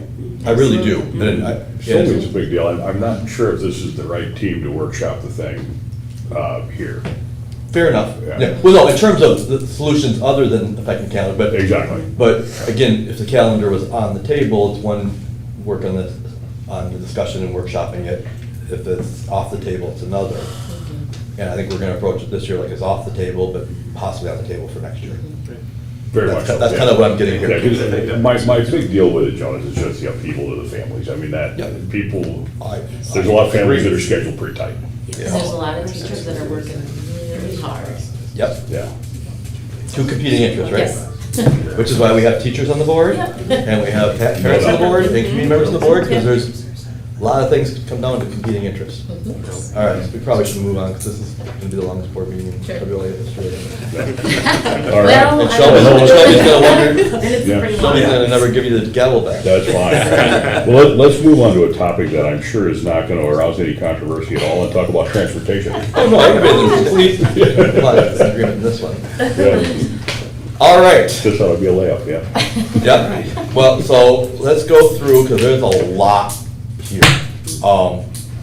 And I will start by saying, I mean, when I'm working this summer and talking to you as board members this summer and saying, I mean, I would hear, well, wait till transportation, that's a big deal. It's not, this is not new. It's also not a WLA thing. Transportation is a nationwide challenge that has dramatically become different since COVID across the country. And the shortage of bus drivers post-COVID, it was already short before COVID, and it was way, way worse after COVID. And one of the impacts of that is that in order for bus companies to get bus drivers, I mean, drivers were typically getting, pre-COVID, in my experience, around $20 an hour, 21, and the companies were paying them for 5.5, 6 hours a day when they do the routes. Well, in order to alleviate this bus shortage, it's gone to where the companies are now all paying the drivers 8 hours, for the 5 or 6 they're working, and paying them 30 and 31 and 32, and that's resulted in the cost of busing per bus, really, in some cases, over doubling from when I started doing this in charter schools 8 years ago, where we were paying $180, $190 a bus. Now, I mean, we're paying $365 a day per bus, but I reached out to colleagues at other charter schools to figure out what they're paying, and there were some paying $400, $430. It's very expensive. And as we go through this, we'll get to this, but for us to have enough buses to do everything exactly how we'd like to do it, we'd be over $1 million for buses next year. That would be our cost. And so there is some real pressures on us in terms of how do we fix some things, and what are the costs of doing so, and what are we giving up do it and how do we approach it? And that said, there are some things that are going well. Especially the further we go on, our on-time bus arrivals and departures has been, in the mornings, the last couple of weeks, buses have all been here by 9:15. I think there's 1 or 2 days there was a bus here at 9:17. They're getting here on time in the morning. That has not historically been the case, as I understand it. And I asked Ben to be here to help provide some historical perspective since I wasn't here. I don't want to misrepresent. Does 9:15 arrival allow those students time to get breakfast and get to class? Yes, they might be eating a little bit in classes, meeting starting, but. They can get there. They can get there, Okay. yeah. It's not a 9:20. It's real soon. How does that morning compare to previous years, Ben? I think mornings, by this point in the year, we were getting closer to that 9:20 drop-off, but what we ran into a lot last year was buses that were not running. And so we thought when that first happened at the beginning of last year, it hadn't happened the year previous, really. And so when it first happened last year, we thought, oh, this is going to be a fluke and this is going to happen one time. And it happened consistently throughout last year. And that was all staffing, right, most of the time? It wasn't. Yep, that was, Just nobody's there to drive it. that was what we were told by the bus company, is that was an all staffing shortage piece.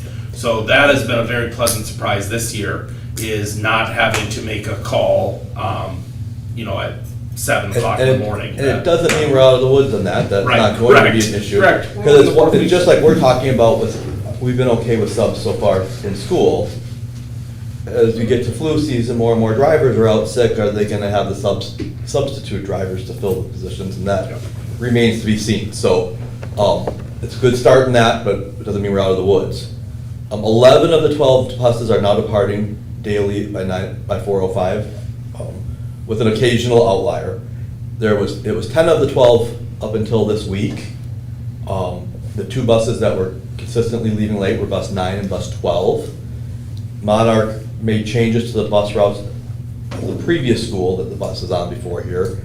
It has fixed the problem for bus 9. Bus 9 is now getting here on time. So it's leaving late because the bus didn't show up on time. The It issue wasn't yeah. like an issue with us. One of the getting them out the door or challenges anything. of being the 3rd route with our late start time is these buses have done 2 other bus routes before they get to us. Yep. So we end up being, when it's winter and the roads get slow, we'll end up being the ones the most late, because if it got 15 minutes late in the first route and another 15 on the second It route, compounds. and now it's 15 on ours, all of a sudden, instead of being 15 minutes late, like it was in the first one, it's now 45. Right. Advantage of being the late, like ours, is that we tend to get priced a little bit cheaper than some other, if you're early. The earliest tends to be the most expensive. But that's a disadvantage. The other bus that's been late was leaving here at 4:20, 4:25, now it's down to 4:10, it's about 5 minutes late since the changes. So we have 1 bus that's about 5 minutes late at this point, still pretty good. Not that it's good for that one family, the families on that 1 bus, but percentage-wise, it's better. No routes have been canceled. I started to make this report Monday. This has ramped up a little bit the last few days, but reports of poor bus behavior from students have been minimal in comparison with previous years, from what I'm told. Like I said, Is Monarch holding up their end of the rope? I mean, the parent made some interesting comments about that. About, if it's in their contract that their drivers are supposed to report this misbehavior. Yeah. It's a fair question, and I think we need to do more research on that. Part of it is and one of the recommendations, or things that we're going to work on over the next couple of weeks, is having communicate clearly and have a better system for parents to report unsafe behavior or inappropriate behavior in the bus, and really encourage families to do that so that we have the information and can follow up. Yes. Because if we have the information and can follow up, then the bus company can go look at the cameras at those. Behavior is one thing, unsafe driving is another. It's really on both of those. Right. There's cameras in the bus and cameras facing out, and so if we report buses are going too fast or going through stop signs, or you might go look on the bus. Well, and there's some sort of GPS telemetry or whatever, right? Yes. Yeah, okay, so, like you said, as soon as we can get that to the facts, I'll tell you, I'll be real blunt, what scares me about it is the idea of hyperbole. you know, that stuff kind of gets into the social media thing and it starts to, it's just human nature, I think, to occasionally exaggerate stuff like that. So we want to get to the facts as fast as we can. Well, there's no doubt that we're hearing it's happening, but like you said, it's hard to know how much it's happening. It's hard to get our arms around. And I will say this about, and this is one of the challenges with transportation everywhere also. Really, when the students are on the school bus, is the one time a day when they're not properly supervised. The bus driver has to concentrate on driving. And if the driver's giving 100% of their attention to the driving, they're not gonna see or hear everything that's going on behavior-wise in the bus. They're just not. And so in reality, in some ways, when you're asking the drivers to pay more attention to the behavior, you're risking them splitting their attention from the driving and the safety part, and they're really at odds with each other. That's a very fair point. And so that's why at every school I've ever been at, it feels like the most challenging behavioral pieces to deal with are the buses. Both because the kids are not properly supervised, and we just talked about the costs. I mean, can you imagine the astronomical cost of putting an aide on every bus to have them properly supervised? Well, you're gonna. I mean, we're gonna. You're gonna almost double it. I mean, right? It's gonna Not be. quite, but yeah. It's gonna put a lot on. Right. So it's a legitimate concern parents have, 100%, that hey, this behavior's happened, the bus driver's not dealing with it. Yes, the bus driver support it, but in fairness to the drivers, if they're doing their jobs, they're not gonna see it all the time and hear it all the time either. And so it's hard to know. It really is, and it's a really tricky thing. And I think there's definitely, I'm sure, cases where drivers should have reported things and haven't. It's hard to know what percentage of the time and how often that happens. No matter how much research we do, it's just really hard to get to the bottom of, and that's a reality. What's going well? And again, I don't want this to come across as minimizing the families that are not having an experience right now. Okay? But the majority of families we're hearing from this year have communicated that they've noticed a significant improvement in the buses. There are certainly a large minority that have a very different experience. Okay, and that's not to minimize that, but in context of where it's been, there has been reported that the routes are leaving more on time. We have heard better behaviors. We heard a number of families say it seems like we got things figured out, and then they hear from other families that have the opposite, and they're like, oh, it was like that for us last year. It was horrible. So it's still a big issue. It's not minimizing it, but in context, it does appear that more of the families are having a better experience. And we'll try and conduct some surveys around this to get more data later in the fall. But again, these surveys are tricky to really get information too, because who's more likely to respond to the survey? The families that are happy are less likely to respond, and so it makes it really hard to know if the data is accurate too. With that said, what's not going well?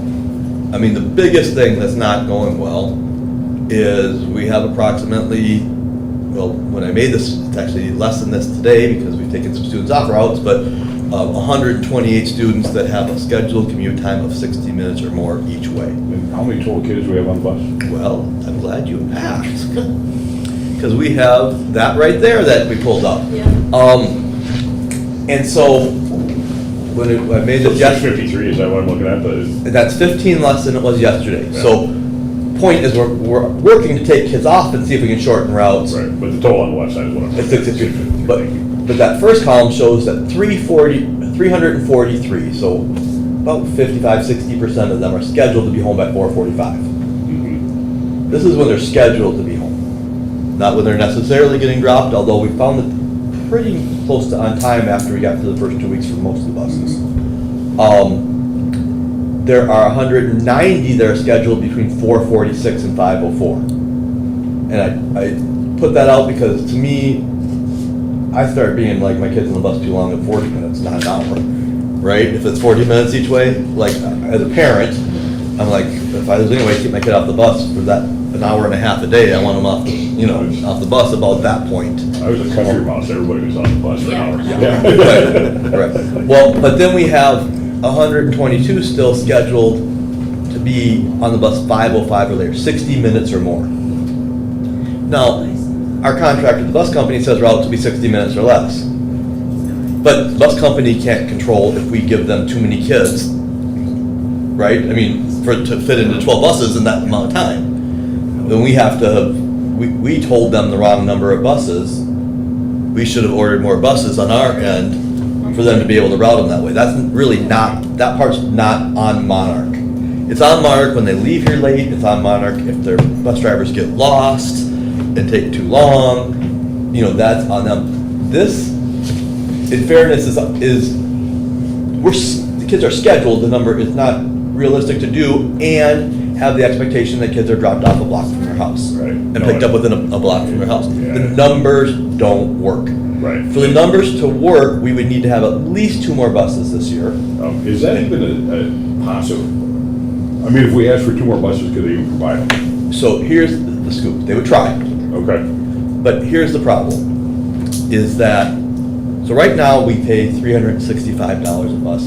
That's based on the bus doing previous routes. So if it's only gonna do 1 route, and they couldn't pair us with another school right now, you're up to 500. You're gonna be paying the white glove. You're gonna be paying about $90,000 per bus. Okay. And for it to really make the difference, you have to reroute all of your buses. Because the problem is, all of our buses have too long of bus routes. Correct. You have to take a few kids off each and redistribute everything. Figure the whole thing. And it changes every family's stop time. Inevitably, to do that in a way that's efficient, some families that are getting dropped off in 15 minutes are now gonna be the ones at the end getting dropped off in 50 and gonna be unhappy. And you're gonna have the first 2 weeks of school scenario where the drivers are learning routes and not being efficient. Right. And I suspect we'll have a lot more families standing up here complaining about the changes than we, you know, that we're, in order to get it to where it's equitable, it's gonna have a lot of pain involved. Your assessment of that, I think, is very well thought out. So, and so that's the challenge Right. of fixing it. And again, so let's move on to the next slide.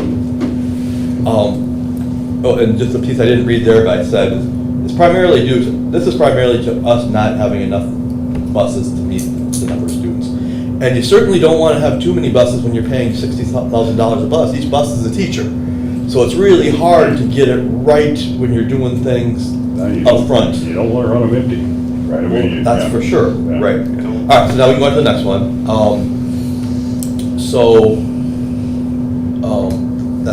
Another thing that's not going well is the bus tracking app for parents to watch where the bus is.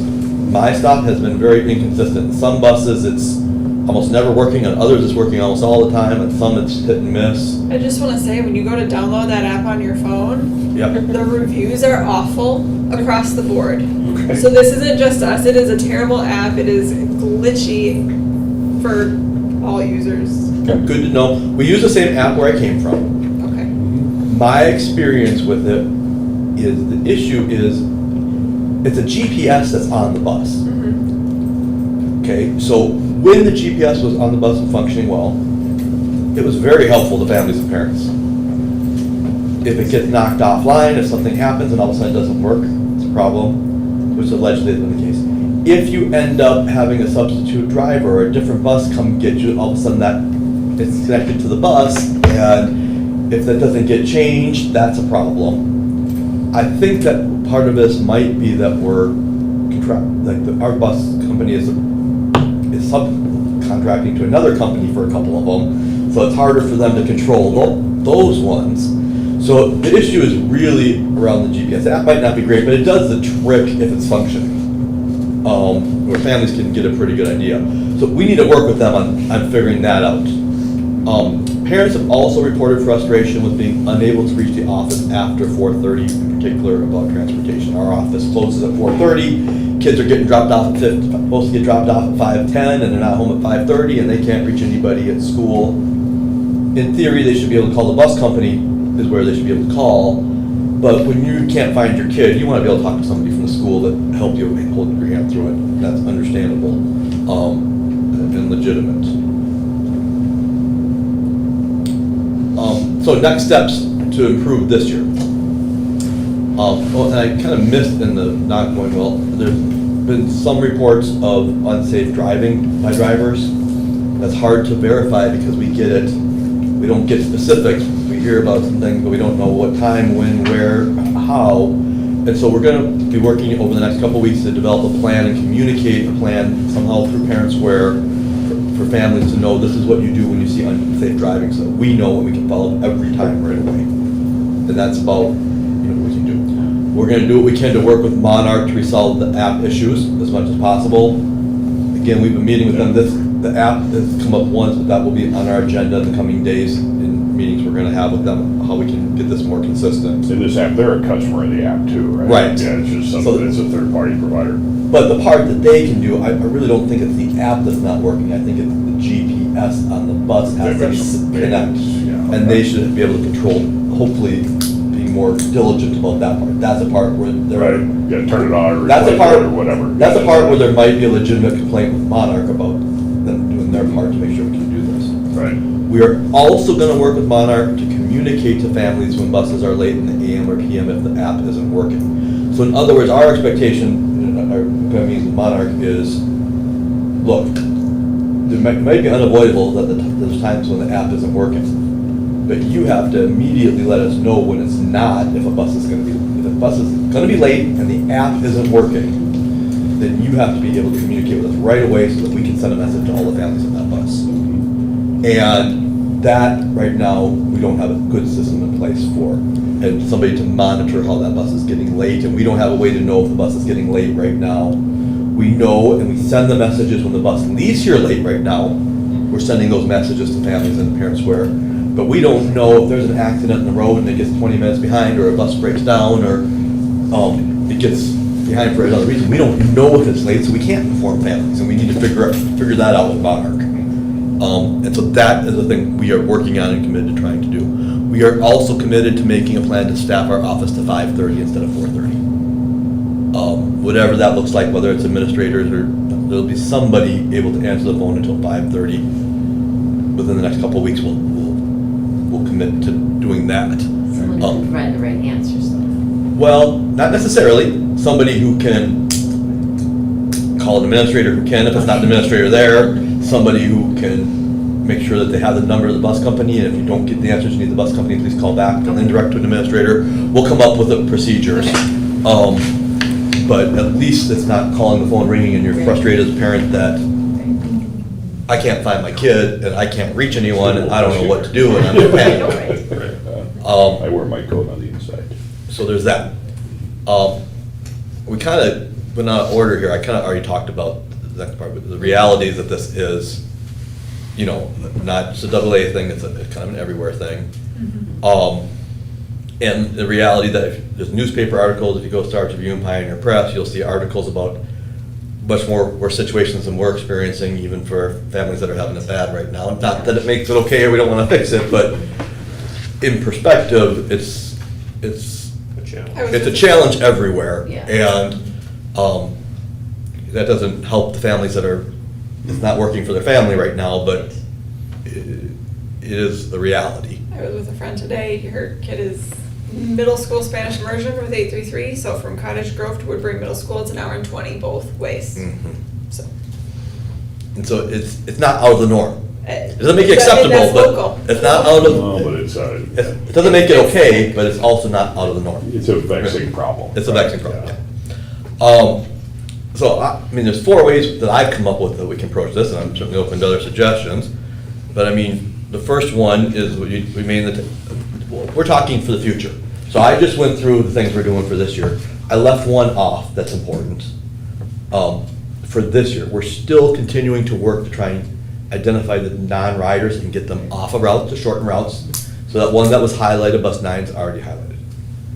We are piloting with one bus in the afternoon right now, where we created 2 stops that were voluntary group stops that are designed for families at the end of the route that maybe they can't get here at 4 to pick up their child, right? But they're home by 4:30, they could go pick up at the stop at 4:30, can take home so the kid's not on the bus until 5. Helped 3 families signed up so far on the one bus we did that. It's not a solution for everybody by any stretch, helped a few. We also started calling on that same bus, the families at the beginning of the route, and seeing how many of them were willing to agree to go to a stop that they would have to bring their kid to voluntarily, without us telling them they have to do this, to see how many we could get to agree, to see if that could take some time off the route. And the one bus we've started doing that with, minimal success. I mean, a number of families agreed to do it, but the one that was really causing the longest extension of time, the family couldn't. It wasn't that they weren't willing; if they're able, they couldn't, and they legitimately couldn't.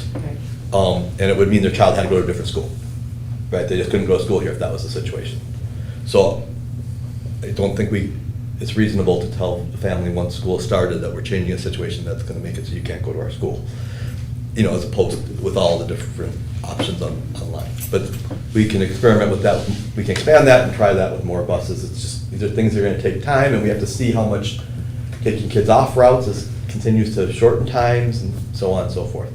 And we're also, the other reality is this, it was mentioned that we didn't have the routes, you know, till closer before, till more than 10 days before school. Well, the reality is, I think we had the information from the company earlier than that. We're hesitant to share it before that in case it changes. We don't want to get two times a time out there and then it changed and then everybody has wrong times and it really messes things up. We want to make sure that this is really what we're going with before we do it. And so there's some pieces around that are legit. But part of what happens is also when you want it earlier, the information, the earlier we get it and set those routes, the more families decide they're not going to ride and change until the time comes. And so these routes are set up at whatever date. Well, the way they routed might be different if we waited even longer to route them, right? It might be more efficient if they were closer to what the routes actually end up being. And so there's really, families want the information so they can tell you, well, this doesn't work and why, and here's how we can do it better. But there's also the flip side of that the earlier we do it, the less efficient they're going to be routed because the information's not as accurate. It's going to be sub-optimized, yeah. So it's tricky. But so those things are doing that. But in terms of for future years, I mean, the options are maintain the status quo, contract for additional buses, expand and require group stops for bus riders, and or purchase our own buses and create our own transportation department. Those are the four options or combination somewhere thereof. With maintaining the status quo, I mean, we've identified we have a significant issue with the length of routes. The only reason we would keep the status quo is if the other solutions are worse than what we currently have. If they create bigger problems than what we already have, the negatives outweigh. You know, the positives of maintaining the status quo is we know the realities. You know, you don't know what the unintended consequences are when you make changes a lot of times. And we've continued to thrive as a school. Yes, maybe there's some families that have left because of transportation, but it doesn't seem to have affected our overall enrollment. We're growing that. I mean, that would be the pros. The cons are, in my opinion, continuing to have bus times as long as they are currently is not just highly problematic, but I mean, I always try and put things back into putting myself in the other person's shoes. I always, when I go visit a classroom, is this a classroom I want my child to be in right now? And I would not have my child on a bus ride that's more than an hour long. I don't care how good the school is. I couldn't do it. If I couldn't drive myself each way, no matter how much I love the school, I couldn't, if I had to have the bus, it would not be okay. And so to me, the current reality is not okay. And so I mean, that's how I feel about that anyways. So we could solve it by contracting for additional buses, not this year for the reasons I said. Right. But we could contract for 3 or 4 additional, I say 3 or 4 because we would need 2 more at least right now to do it. Presumably our enrollment grows some next year, so we need at least 3 if not 4. You know, 4 additional buses is, you know, if the rates are similar next year. Apiece, right? Well, about 63 apiece right now, but over $250,000 right now if our rates stay the same. And puts us well over $1 million on busing. I mean, $250,000 is, you know, we're trying to talk about how we can address teacher salaries, we're trying to talk about keeping our class sizes low. 4 additional buses is a lot. It's a big chunk in trying to make things work, and the reality is, the cost of busing, like I said, has gone up, has doubled in the last 8 years. Well, school funding increases 3% a year, 2%. Right. I mean, it's not gonna offset in any way, shape, or form the increase, and so it takes away from the other areas of funding. I mean, the advantage of contracting for additional buses is it would likely solve the problem. I think the numbers I'm putting up there are to get them down to where they're all under an hour. It doesn't get them all down to 40, 45 minutes, where it would be my tipping point as a parent. But the state guideline's an hour, and it gets them down to that, while also allowing families to continue to have stops close to their house. It solves it while allowing that. But, and this would be the ideal solution for families, if you're looking at just this issue, and not the impact it would have on their schooling experience, having to take the money away from funding for other reasons. $250,000. Yep. So, yeah, and so we talked about that. And again, would these dollars be better spent on helping address our teacher salaries so we can retain our awesome teachers and not have the same level of teacher turnover, and be able to recruit the best? Would those dollars be best, make sure we're keeping our class sizes small as opposed to being put into buses? And that becomes a challenge. I mean, we're not a profit organization, we're not trying to make money. Is how are we best able to serve our families and kids? And there's a lot of trade-offs here. So then if you go to the next one, expand and require group stops. Okay, like I said, we started a pilot this week for a few voluntary stops. And we'll work on trying to expand this pilot, but for this to really make a difference, it can't be voluntary. I'm not sure what the exact distance would be, but let's, for example, and this is a guesstimate based on looking at our current routes, I could be way off, but, and I'll show you how I kind of come to that conclusion right now.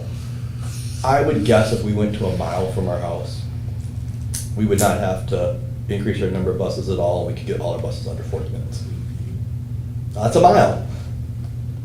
I mean, what's the tipping point at 6 blocks? And whatever we come up with as our guesstimate on that is, you know, based on the data we have this year. Who knows?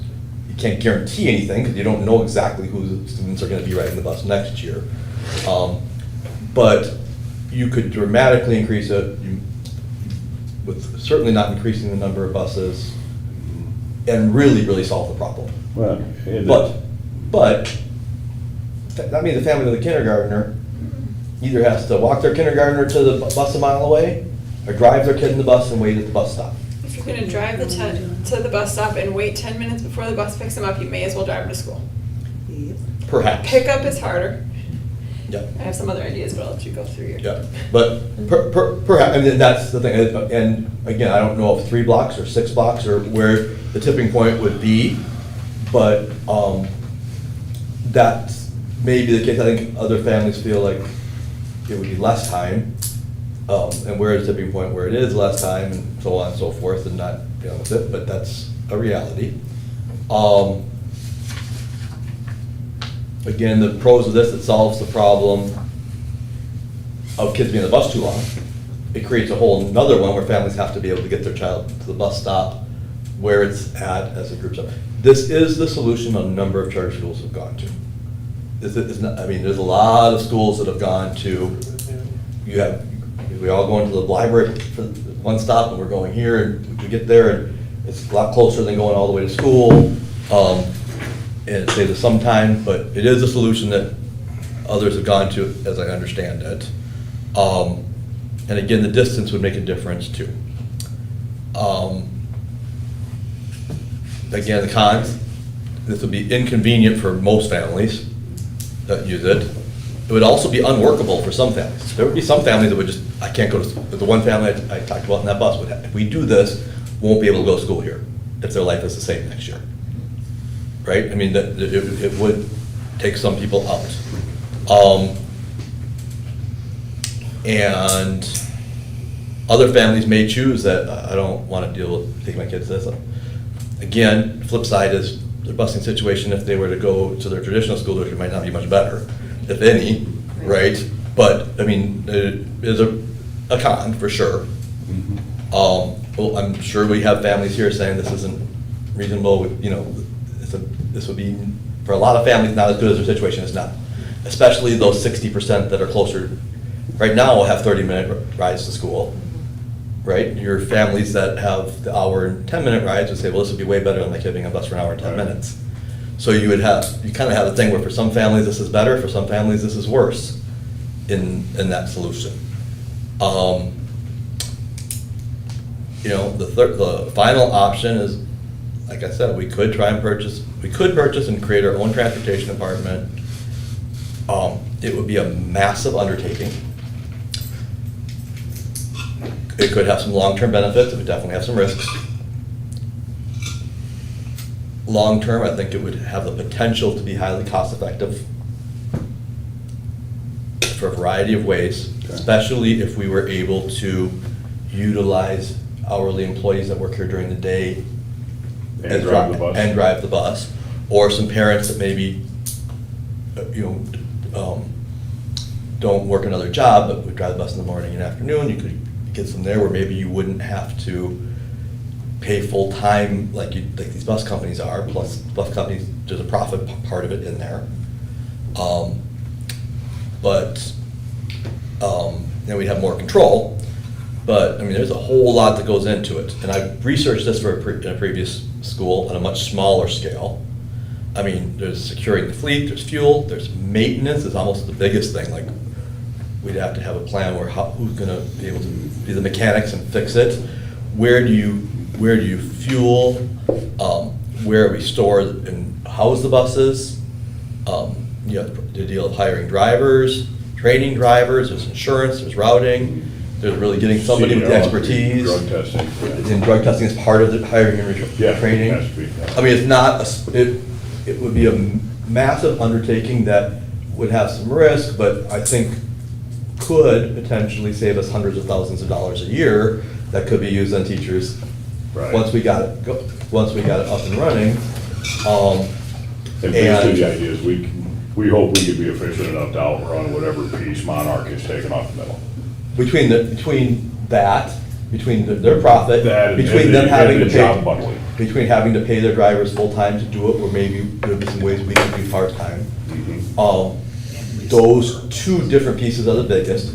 There's also the potential that we could run some buses for schools that start earlier and charge them and offset our costs a little bit over time, doing it. I mean, I could do the research on it. It's intriguing. It's also scary. Yeah, I'm equal parts frightened and interested.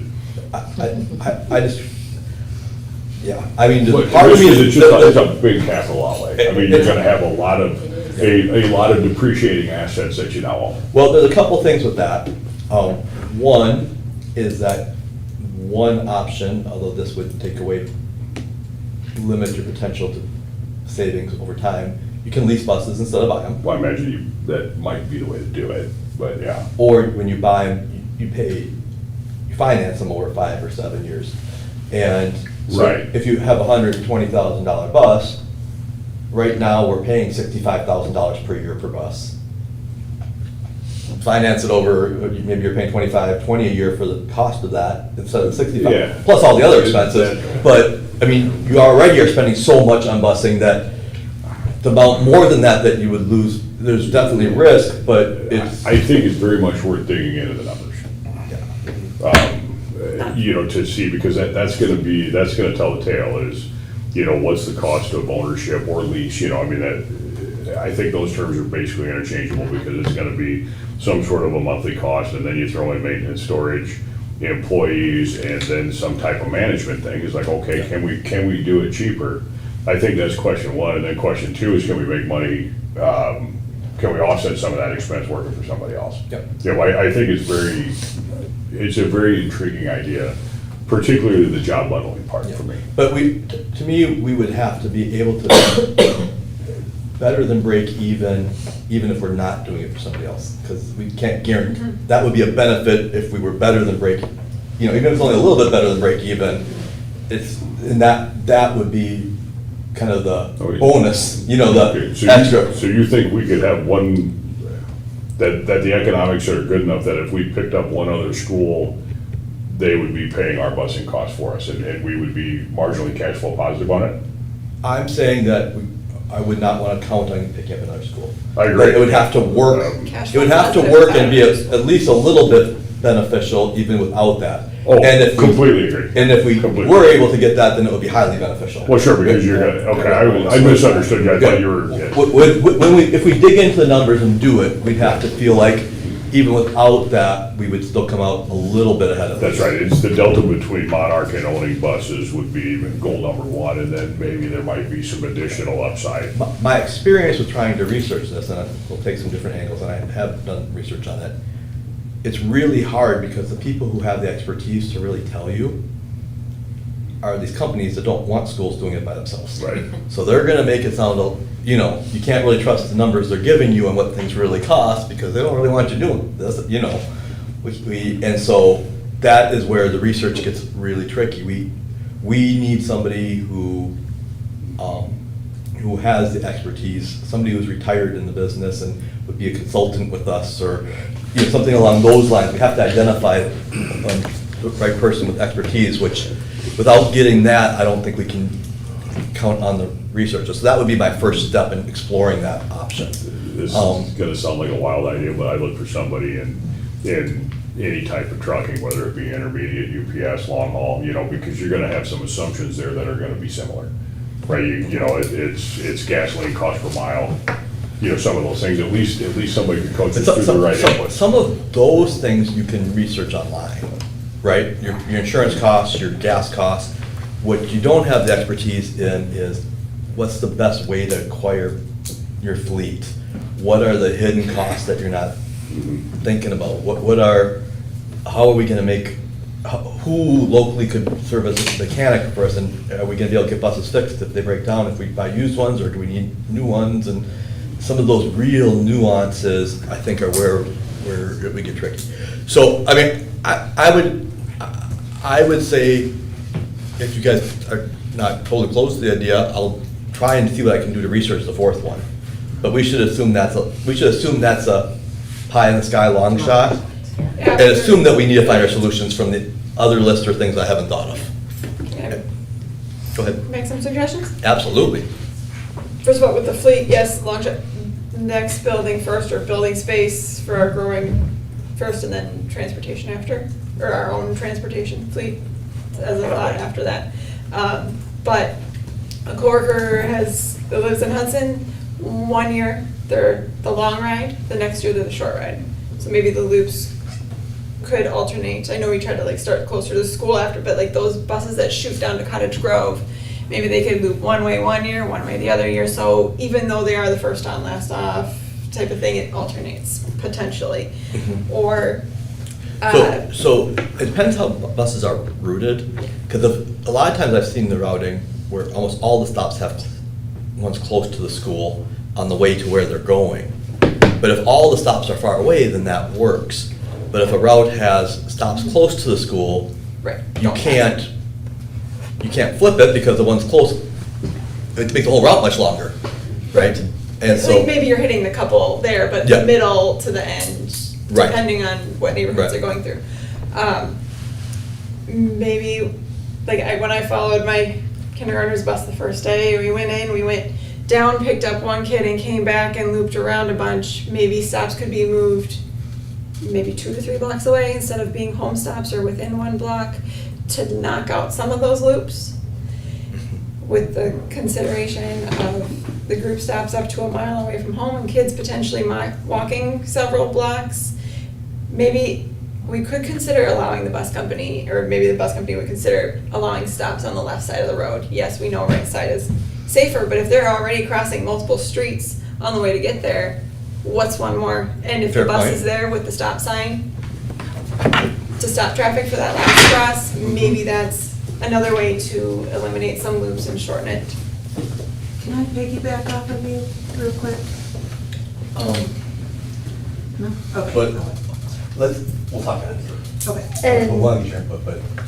maybe we can allow, like, have a bus or two or whatever dedicated to those group stops and have people, maybe you could like do a combination, these 2 buses, 3 buses, whatever, do group stops here, there, wherever. And then everybody else will get a route, Mhm. the traditional way. Possible. So your child's route is this one. 11. And this is one of the trickier ones, because it's much more spread out than other routes. And you can see where things are. And so, but when you look, I mean, they really, I mean, if this is the route. Wait, you is can't this put- right home? This is right home, yeah. Okay. Less. But like, this 1 or 2 stops over here adds 15, 20 minutes.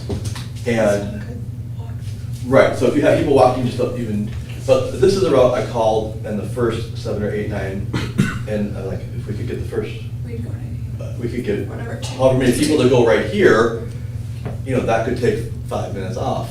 But then we still have to go. So there's some things you could do, but really, in some cases, if you're just doing things that are real close to home, so this is gonna save half a minute, having these 2 be one stop. What's that? Potentially. And there's some things like, But if there's you- things that you can do like that to if take little minutes off, but if you're gonna take big chunks and try and be getting down to the 40 minutes, or 45. Just an hour. Yeah, no, but I'm saying in the long range, Yes, to get to the yes. 45, you have to have, you know, all of these 6 stops at one stop. And, you know, these at one stop. And this is a harder one. Now, there's some easier ones, where if you look at what the reality is,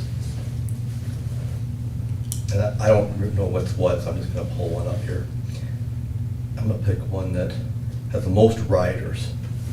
I mean, so this one right now has 36 stops. I'm not sure if all of these are like 10 through 24 or within 3 blocks or 6 blocks, or if that's a mile, or exactly, like we have to do more analysis. They're tightly packed.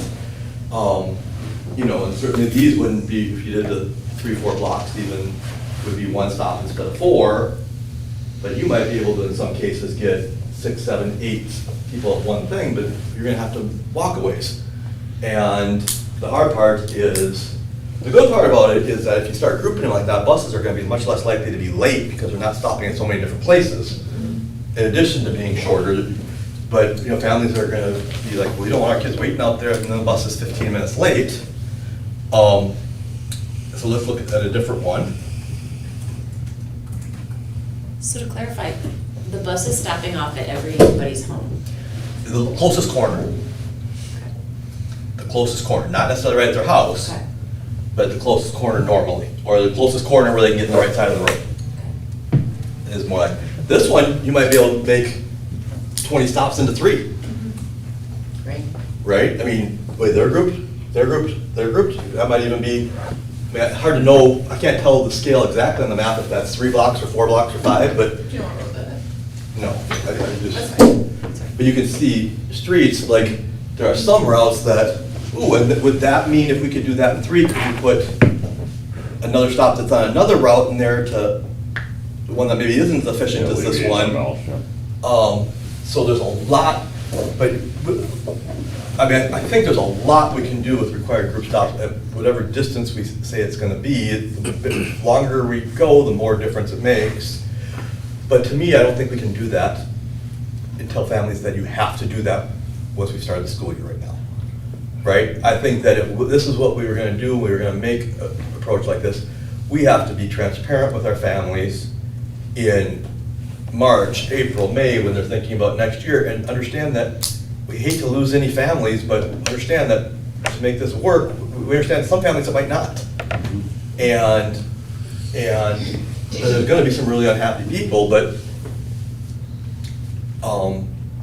I'm more okay with that if we're being transparent and giving people ahead of Giving time people and time not to make a choice. being switching once the school year starts, that, Yep. you know, I couldn't tell that family that would have to change schools if we made them do the group stop right now, 4 weeks into school, and their child's into school, that this is what we have to do for the greater good.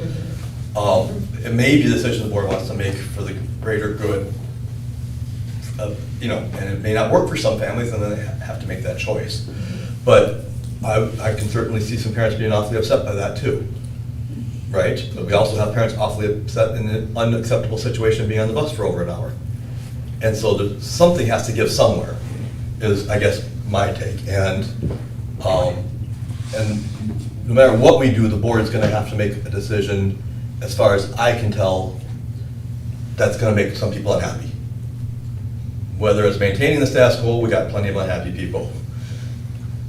If we go to whatever level of not doing, guaranteeing house stops, we're gonna have some unhappy people. If we put the money into doing a lot more buses and keeping it as is, hey, in the short term, people aren't gonna complain, but when their good teachers leave because we can't pay them, and when their classes get larger, they're gonna be unhappy. Like, there's a trade-off in every one of them, and we have to figure out what the balance is and what solutions, and if there's more creative things, and if there's things that we can do by rerouting things and doing things, we need to explore that first and foremost, and we're gonna continue to do that over the next few weeks. But you can reconnect, Cass. But that's where it's at, that's where I see it, that's where we need direction is, where I'm looking for direction was two things. One, do we agree as a board, do you agree as a board that adding buses this year as a solution is not feasible with the realities we said? Yes. Yes. Okay, so then, right now, I'm left with the alternatives that I share, the things that we're doing to try and work on it. And, You got two long-term ideas, and then you've got a variety of shorter-term things that I think are actionable now. You know, Yeah. around the app and some of these other things that. but that you can do. they're not gonna get us to where all our bus rides are under an hour. I understand that. We're might be able to get some shorter, but we're not gonna get them to the guideline of all of them under an hour. And that's that's just the reality without adding more buses. It is, yeah, so I think I guess that's the full transparency you're talking about, right? Is we can look and say, we're gonna do the best we can with what we have this year. We're working on ideas to make it better. There's a couple of very viable things, but, you know, the cure can't be worse than the disease, right? And so I like your bundling idea, but I think that would create a tremendous amount of. For this year. Yeah, you can't do it this year. I agree. That's my take. But the question is, And it might be a blend between your idea and Carly's idea, say we're not gonna bundle Going five forward, I spots. think you gotta send out a parent survey, like, how many families would leave if we do group stops? Because this is the way it's been for families who've been here for however Yep. many years, and then to change it next year, like, that's not gonna be feasible for everyone. To be No, able to get no, their kids we're- at that time, yep, You know? we will lose some families doing that. Yep. There's no question about it. And that is a reality. And every family's got a different situation.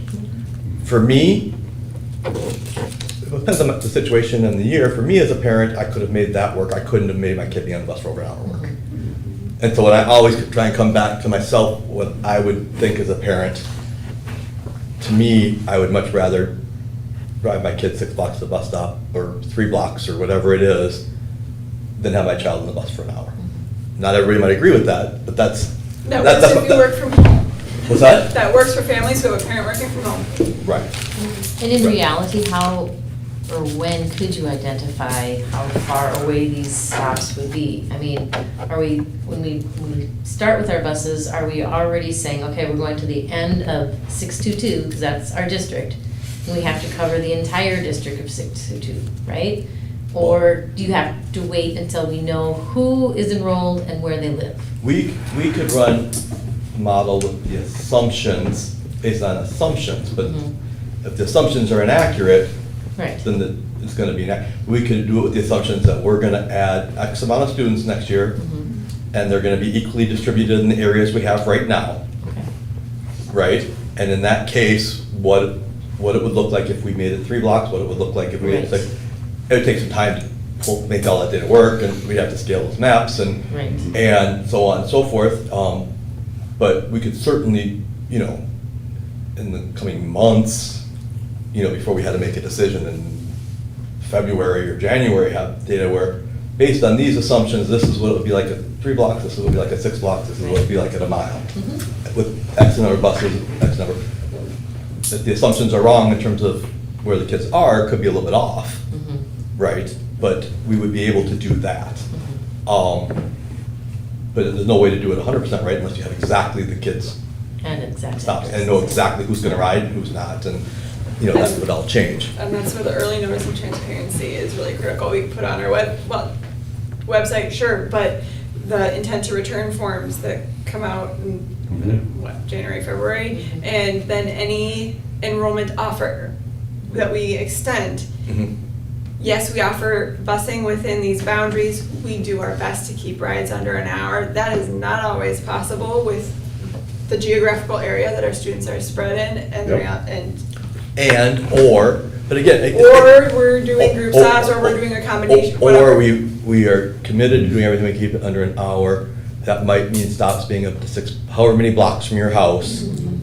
And then it is realistic, or it's for. And that you still might be more than an hour. But, yeah, you can't guarantee, because you just don't know what you don't know. Crystal clear at Yeah. that point. This is our. Way ahead of yeah, time. It's a very transparent, honest, clear expectation, realistic.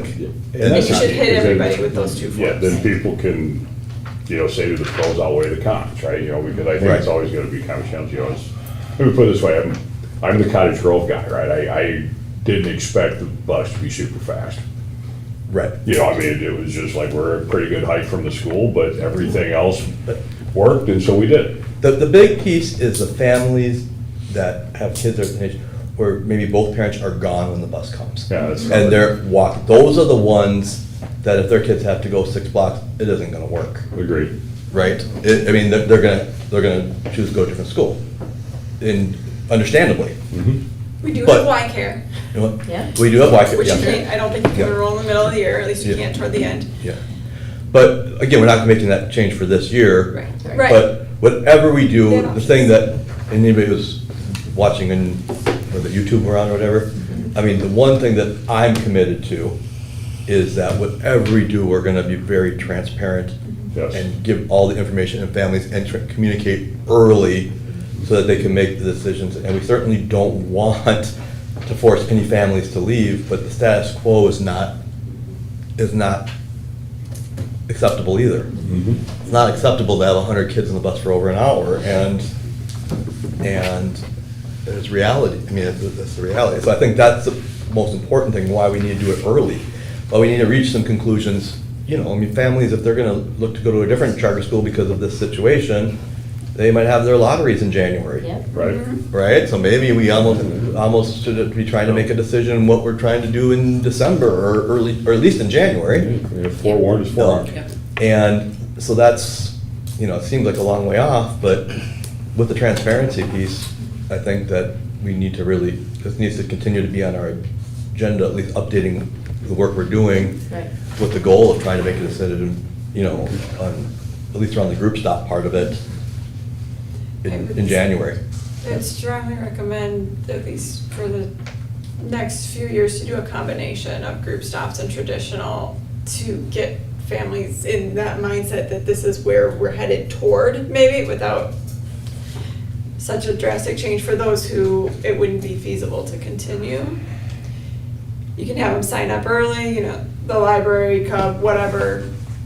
I don't know what locations would even be possible, if it has to be a Right. Well, I neighborhood, think it corner depends street on- or whatever. I think it But depends on, Taylor Rec would be I sure. think it would depend, and that's where a lot of researchers need to go in. If you're talking about some of those that are so condensed that you could have 15 different families on one stop, well, you can't have that in the 3-corner, No. right? If it's 3 or 4, you can be at an intersection. If you're talking about, but then we gotta find, well, is there a place close that would be safe and there's space for the cars to do it? And so, but then we also have to be transparent that, hey, it may not be equal for families in that way. Like you know, if there's not a good place to do the stop, we may have to do a house stop for some because we can't have a safe place to do it in those two places. And the idea that it's going to be equal or equitable between families is not a realistic, in my opinion, is not a realistic expectation. It's one thing I've heard from some families, it's just not equitable in some families, both directions have to be over an hour, and other families get 10 minutes each way, but I don't know that there's a realistic way to make it where it's going to be comparable consistently. Agreed. And so, and that's hard. So, It's been a phenomenal discussion, but has everybody said their piece? Did you have a you couple mean a others? 2 hour and 45 minutes is enough, long enough meeting No, for you? I'm not trying to rush anything along. I'm a very patient person. I got all the time in the world. But if we can talk about busing some more, or did you get a chance to say everything you want to do? More than everything I wanted to say, thank Okay. you. Here, Final on busing? Okay. Item 9, does anybody, board communication and future items? Okay. Transportation needs to stay on every time. Yeah, transportation. Next month, we already have on the agenda, we were going to do the school report card data from last year this month, but we knew this was gonna be way too long a meeting. So that got pushed to next month. We'll go through our school report card data. I'm looking forward to that. Okay. Yep. Item 10, housekeeping, next meeting Thursday, October 24th. Same location at 5:30. And item 11, we will entertain a motion to adjourn if anybody has one. I'll make a motion to adjourn tonight's meeting. Okay, we have a motion to adjourn. Is there a second? Okay, all in favor? Aye. All right. Sorry it was so long, guys.